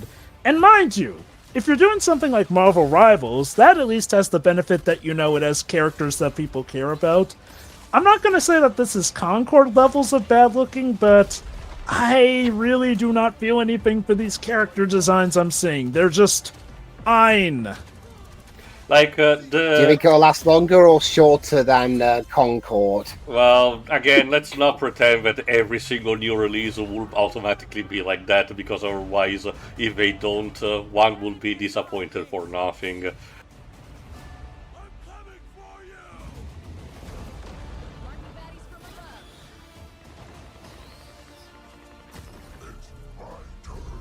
Again, as I say in these kind of cases, it all comes back to, you guessed it, Team Fortress 2, because Valve actually knew how to construct a game to actually be interesting, appealing, despite having things that will, hold it back. And guess what? Valve is actually making its own, Overwatch clone in the meantime. I forgot its name actually, but it is doing the public reserve beta for selective users, and the general consensus is that people are having fun, despite being a beta, and as a result, having gameplay needing to be advanced. Hi, guard. Wait, hi. Like we're over, and guard, like watch, like in Overwatch. Get out of the room, William Shatner. Yeah, wait, no, Geoff, please tell me you're kidding and that's not actually your finale. But to be fair, considering that it cost $1 million to have a trailer, I guess maybe the reason why Square Enix did not anything majorly new here is because they want to save themselves for, like, I don't know, a state of play in January or something. Look, even if this game does better than Mega Man 12, I'm just gonna say it. Mr. Douche from last year. I'm sorry, you had Mega Man 12 and you didn't put that as your finale? Like, and look, I'm pretty sure I would bet good money that Mega Man 12 got better cheers than High Guard did. Like, what the heck was that even? Again, another run-of-the-mill hero shooter? So in true tradition, the winner of last year gets to present the last category of the Game of the Year for this one. I will say, the only thing that last trailer really had going for it was the horses. Yeah. You don't really see many games like this where you basically compete on horseback. That's pretty I also did fun, like I guess. some of the weapons, like the spear tossing, but that's kind of it. I have to agree with Jovo that the character design was not particularly inspiring. You're not even going to see them half the time anyway, because it's first person. Like, well, make no mistake, character design is one of the essential factors for a hero shooter, especially in this day and age. That was part of what sunk Concord, but... Yeah, no, okay, I'll agree the horseback stuff is nice, but horseback riding alone won't be able to save it. So I guess we will need to get the medley first. There you go. Alright, so he's I know, I voted guy for... in the band this year too. We shall see. I know which game I voted for on this one.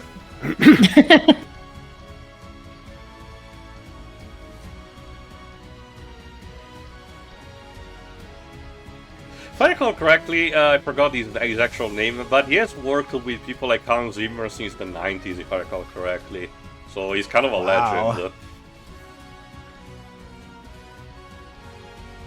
Hi, Kingdom Come Deliverance 2. I still don't know why you were here, but you do have some good music.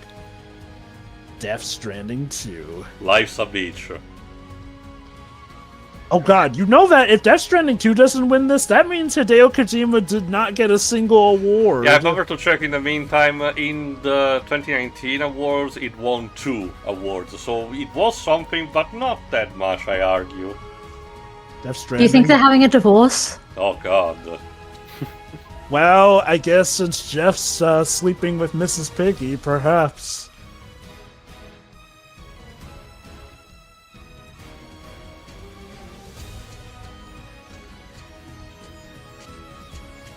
And yes, there is, of course, the baby of the night, Clair Obscure.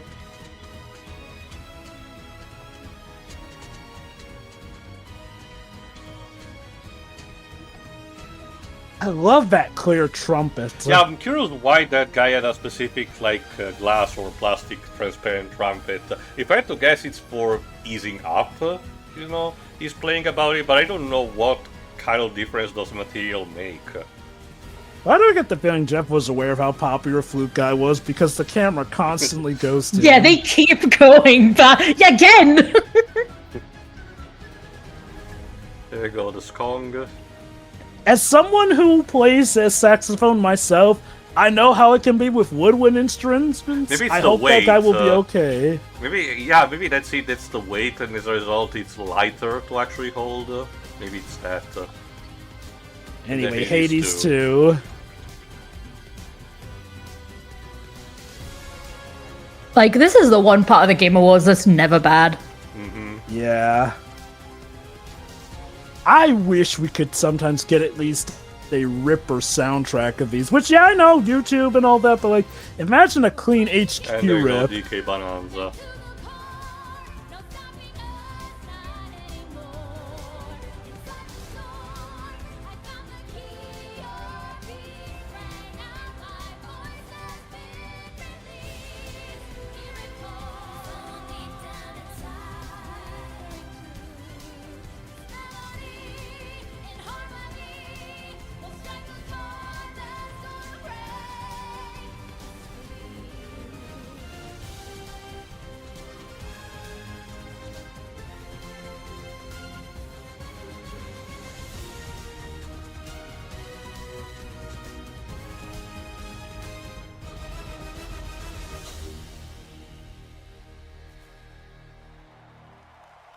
There's just Jenny Kidd, that was. Okay. Okay. Did she also voice Pauline in Bonanza? Yeah. Yeah, in the Okay, English that version, tracks. yeah. Cheers. Oh, that was fantastic, and he even has the giant bass flute.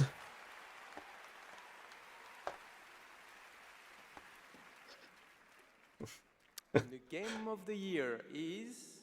Wow, it's even a fucking diorama. Of course. Well- There you go.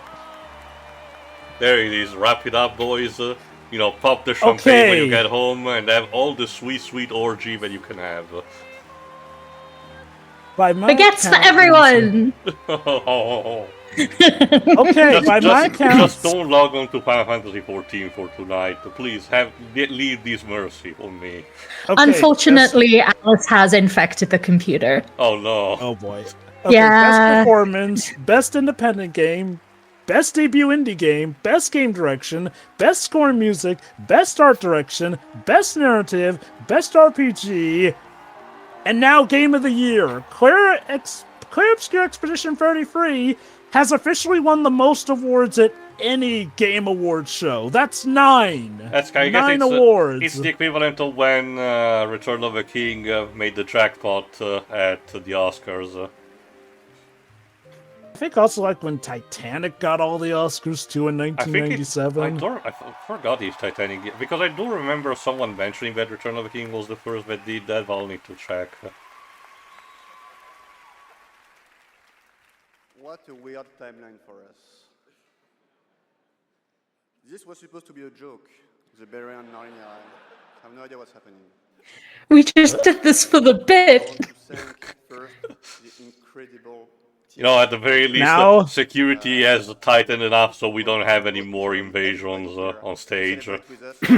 So you're telling me that they only dressed up like this for the bit and didn't expect they'd actually be coming up on stage this much dressed up Classic like that. French humor, I guess. Honestly, good for them.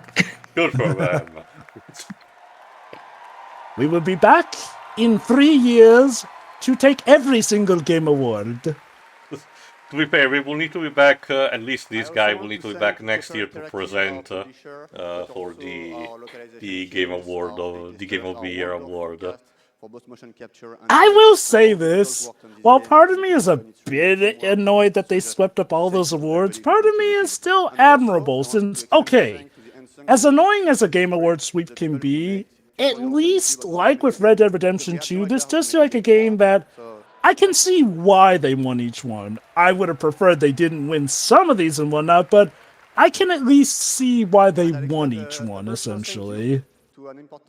Like, I'm not mad about any of this. Mr. Hironobu Sakaguchi, who made me fall in love with games and inspired me to become a game dev. So thank you, Mr. Sakaguchi. This all started because somebody who really liked Sekiro got fed up with how Ubisoft was being run and just got the hell out of there. I mean, fair enough, considering they themselves seem to stop caring about making RPGs. And no, don't tell me about Assassin's Creed. Really, that doesn't count. Wait, who the hell counts Assassin's Creed as an RPG these Origins, days? Odyssey, and Valhalla, Jova. Oh, right, yeah. I mean, even those are kind of only technicalities, I'd say, but fair point. I mean, they're technically more RPGs than Final Fantasy 16. Really, these days, a lot of big companies just don't like the idea of, a mainstream AAA RPG in this specific style.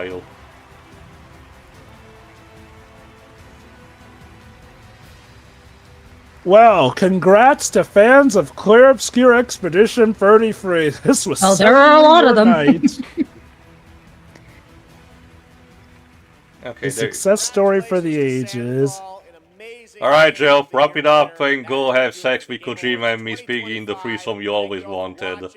And have Joseph Ferris film the whole thing, why not? And teams who debuted new games tonight. We'll see you again on Friday, June 5th for our biggest summer game fest ever from the Dolby Theater in LA. And we'll be back right here at Peacock Theater. Like, I imagine Geoff, Miss Piggy, and Kojima being that meme that's like, I consent. Isn't there someone you forgot to ask? I don't. Too bad you're outvoted.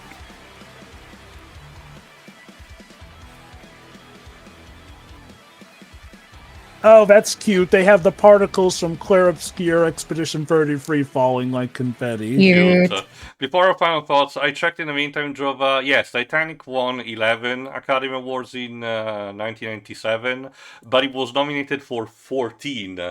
While instead, Return of the King won 11, but it was also nominated for 11. So it has the distinction of winning every single award it was nominated for. Okay, that's what. Shoot, actually, come to think of it, did Expedition 33 lose any category that it was I'll nominated need to for in check this again, show? but in the meantime... Yes, they lost a couple, I believe. Final thoughts, Dweebs.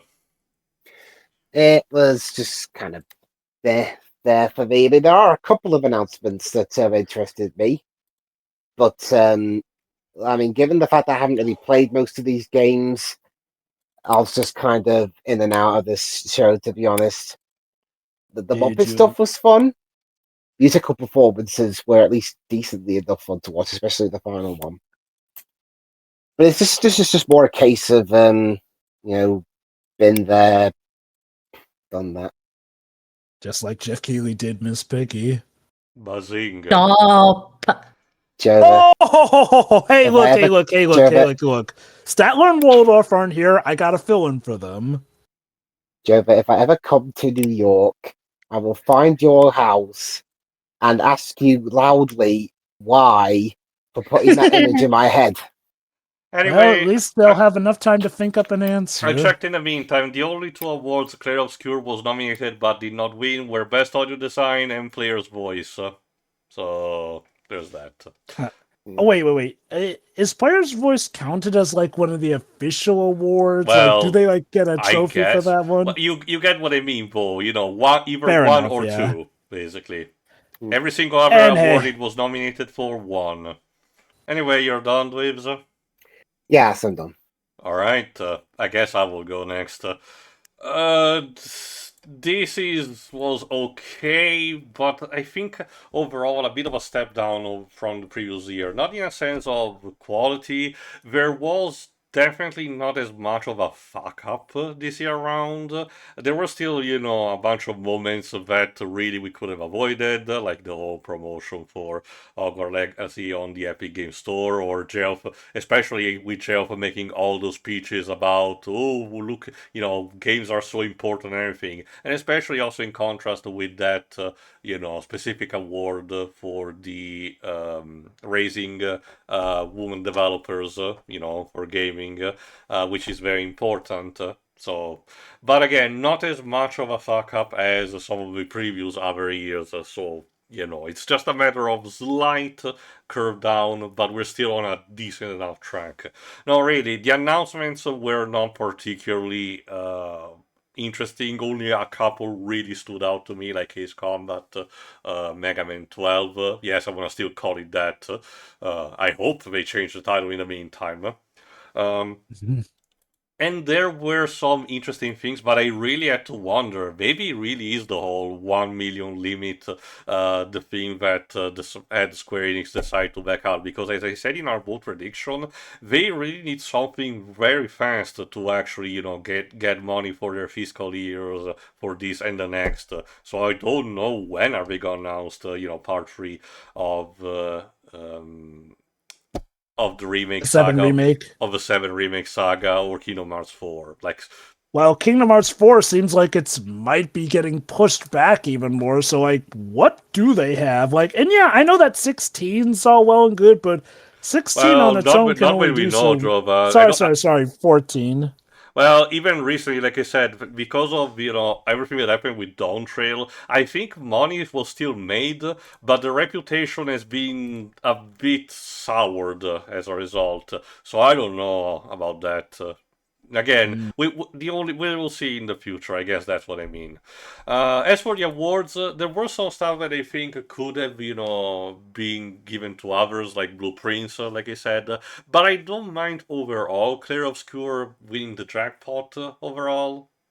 We will see what happens next year. I still reiterate what I said in the voting, that there should be a bit more spread. And they should really just do that fucking, best remake or remaster category at this point. It really is just a no-brainer, and I don't understand why it hasn't been made yet. Especially if we can keep getting, stuff like, esport team, even though we abandoned categories like esport coach, we can introduce a new one that's fairly more interesting and gives opportunity to games to not clog in other places. I don't know. Yeah, they did get rid of esports coach. Completely forgot about that. It happened one. with some other minor stuff, to tweak out, and everything.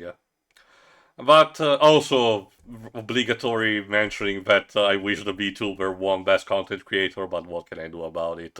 I also said that, Sakura Miko might not have been my first choice on the matter. Shishira Botan probably should have, been nominated instead. But that's basically just me. Shiroi. This was pretty okay. A lot of the times, this whole event just really gets under people's skin, and I do not blame people. But honestly, this year, it's just kind of been... It was mid. It was straight down the middle. But, no, I'm happy for Expedition 33. Because it was it is a very much loved game that came out really early in the year, so, and it definitely stuck with people throughout the year, so yeah, it definitely deserves as much praise as it got. There were games nominated for multiple awards that were equally loved, though came out a little later. And I feel like it would have been nice if some of those other games got at least 1 or 2 awards each. But I do understand. I'm not mad about this. It's I get, how people might feel about hearing the same name over and over and over again. But I don't think it was undeserved. So Clair Obscure Awards. God. But the world premiere is pretty underwhelming for the most part. Only a couple in there that seemed alright. We already talked about it, but we saw Geoff trying to send a message, but also kissing Corporate Boot in real time, so... it's not as bad with the fucking Star Wars game made by Quantic Dream, but, Does that exist yet? I was trying to ask earlier, does that exist? That's the thing, Shiri. We saw that initial trailer, and that's it. We only get news that it's being made. I do wonder if Quantic Dream are trying to cobble together a team, since last I heard, didn't Quantic Dream have a massive exodus of people just fed up with them? Because no one wants to work that. Yeah, I really don't understand what Disney is seeing in profitable in having them making a Star Wars game, but I digress. Literally buy any other game that's not Hogwarts Legacy. There are so many games out there. Yeah, that's why even before literally pick anything. Pick Uno. I will say this, well, it's funny because, even before the whole, mole sniffing, the major meme about the franchise was read another book. Read another book, play another game, watch another film. But anyway, jokes aside, this was an event, and that's it. Java. Yeah, I'm not only going to have to agree with Tio and Shure that this was very middle of the road, I dare say it does feel like a step down. This is partly because of what came at the end. And yes, I do count the games announced as part of the quality of the show. Yes, it's the Game Awards, but let's be honest, a lot of what keeps us coming is the game announcements, essentially. Highguard! How much did they pay you to have it be the grand finale? I have to assume that somebody must have had to have paid extra to have something be put as the grand finale thing, because if you're the grand finale game, that's going to be the last thing people have in your mind, essentially. Again, despite how the Fast and Furious game turned out pretty bad, at least it was, based off of an IP that, at the time, I must emphasize, at the time, people were really into, and it seemed like an exciting thing, essentially. This, though, look, even if Highguard turns out to be perfectly fine or whatnot, you would not really know it from looking at this trailer. Okay, yeah, the horseback stuff is cool, but other than that, there's not really much to help it stand out. The character designs don't look that great. God help them if they do what Concord did and charge $40 when they're dropping a game into a very, very saturated market, essentially. And I get the feeling that with this being at the end, if others' reactions are similar to ours, this game's probably going to garner a negative reception just off of being the grand finale at the Game Awards, because it just does not look like it has the sauce. And I mention this because it came not too long after the announcement of Mega Man Flipping 12. Don't get me wrong, Mega Man might not be Capcom's biggest moneymaker, but I'm willing to bet that Mega Man 12 got more cheers in that theater and across the internet than Highguard did, because it's Mega Man, it looks good, and oh yeah, it's Mega Man. Granted, Sonic has thankfully been helping Mega Man sort of keep his career afloat by letting him join in Crossworlds, but no, this is actually a legit Mega Man game, and does give credence to the idea that Capcom are finally going to actually try and make Ace Attorney and Devil May Cry as well as big as their head honchos, which is long overdue, honestly. Don't get me wrong, Monster Hunter, Resident Evil, and Street Fighter, I get that they're your big three. They don't have to be your only big ones, though. Make each one just as big, or as big as they could be, and give us Ace Attorney 7 while you're at it. Okay, that aside, though, this does feel, I guess, I don't know if perfectly balanced is the right way to put it, because yes, the good does feel like it balances out the bad, but in a sense, the bad feels like it cancels out the good as well here. For every interesting announcement there was either a banal or kind of bad announcement here. Not to mention, I get it. I honestly do think Geoff Keighley is a decent person. I do think he means well, and I do think he's done more good than bad for the gaming community, especially with getting the Game Awards to be something that were viewed apparently even more than the Oscars, I'm hearing from some sources. That's no small feat. That being said, though, I do get that with that rise does come some concessions and all that. Yes, he needs the money, so we gotta have some adverts here and there. We gotta platform certain things. That being said, I do have to wonder, are the Game Awards not at a point where you can tell some of the more heinous people to, screw off instead? Again, I know that it's an expensive show, but it's the same thing I have to ask with Disney. Don't you have enough money at this point to be able to tell some of the nastier folk to shove off?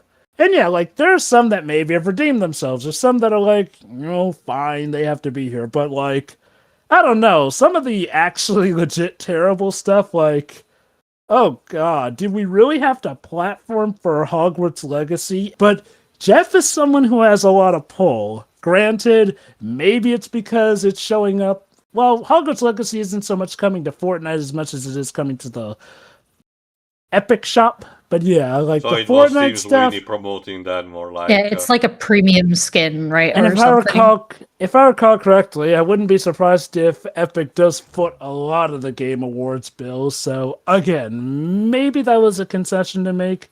Again, there are just sometimes where I have to wonder, did we really have to platform these? Now, awards show style. Okay, I've already mentioned there were some categories that did not go well. I'll just get it out of the way first. Yeah, the best adaptation one was a joke. We've already talked about the omission of Sonic 3 and, heck, even of all things, Twisted Metal Season 2. Those were missing. But man, the one they chose to win. Really? We're actually giving Neil Druckmann attention in this day and age. I mean, we already mentioned with the prediction time that it really was just a pick your poison situation, because really the alternatives again were the Netflix, animated series for Devil May Cry, and the Minecraft movie and so on. And again, even Sonic 3, if it had been present, would have not been exempt, because again, yes, the movie is the quality that it is, as the audience will be attesting in a couple of days from now, but it's still Paramount, who has its own fair share of, bad PR released on the time. Okay, with all due honesty, in this case, it would be best to actually just focus on the actual quality of it, since that's what the awards are. In theory, and on paper, the awards should focus first and foremost on the quality. I was going to say as well, I did forget about this. Like, if unfortunately award shows aren't really the most moral things, because like if they were, the AI game wouldn't have been nominated or won an award. Yeah. Oh boy. Look, ignoring all that here and there, Last of Us Season 2 was like the worst pick to make, though. Like, if we're looking at it on a quality's sake, critics didn't like it. Fans of both the show and even the game it was based off of didn't like it. At least with something like Minecraft, you could say that some fans actually did like it. It was decent, relatively speaking enough. Then again, who knows? Maybe that Splinter Cell show was the best. I don't know, because I didn't see it, and I sure as hell did not hear anyone talking about it until it was shown at the awards. But even still, though, like, what a choice. But okay, ignoring that, there are also some other weird choices here and there, but to summarize it, I guess I don't really feel particularly angry at most of the awards here. Again, I'm a bit annoyed that Clair Obscure Expedition 33 swept as many awards as it did, but at least they did it in awards that, for the most part, I can get why they did it. I'd have preferred if we maybe had some more variety, but it's like Red Dead Redemption 2 in the case where I can at least feel like they deserved it, essentially. It's better than, you know what fest of 2020. God, what a year that was. Overall, fine enough game announcements. That Bradley the Raccoon game looks like it could be an interesting cross between Gex and Conker's Bad Fur Day. Got good feelings about that. Phantom Blade Zero also has my interest, so good on them there. Like I mentioned, Mega Man 12, that was a great announcement, along with the Capcom sale and everything. And hey, Total War, crossing over with Warhammer 40k. Yes, please. Again, though. Don't remember if they fixed the Total War Warhammer Fantasy 3 situation, though. I will say this, though, like, there were some good, arguably even great announcements, but I do feel like what the show was either missing was to have that awesomely spectacular announcement, and again, it needed a better finale. I don't know, maybe I'm feeling not too hot on it because also, as far as game announcements go, that finale was so lackluster, and yes, that can have an effect on how people feel about your show. And like I mentioned, that's probably just going to highlight High Guard in the gaming community, and probably not the best, essentially. That being said, at least I can say that I didn't walk away disappointed like I did in 2020's Game Awards show, so there's that. So yeah, that was the Game Awards of this year, ladies and gentlemen. For better or for worse, we will indeed be back to see how things go next year. After Geoff Keighley is done porking Miss Piggy. Of course. See ya. See ya. See ya. And that's how we end that.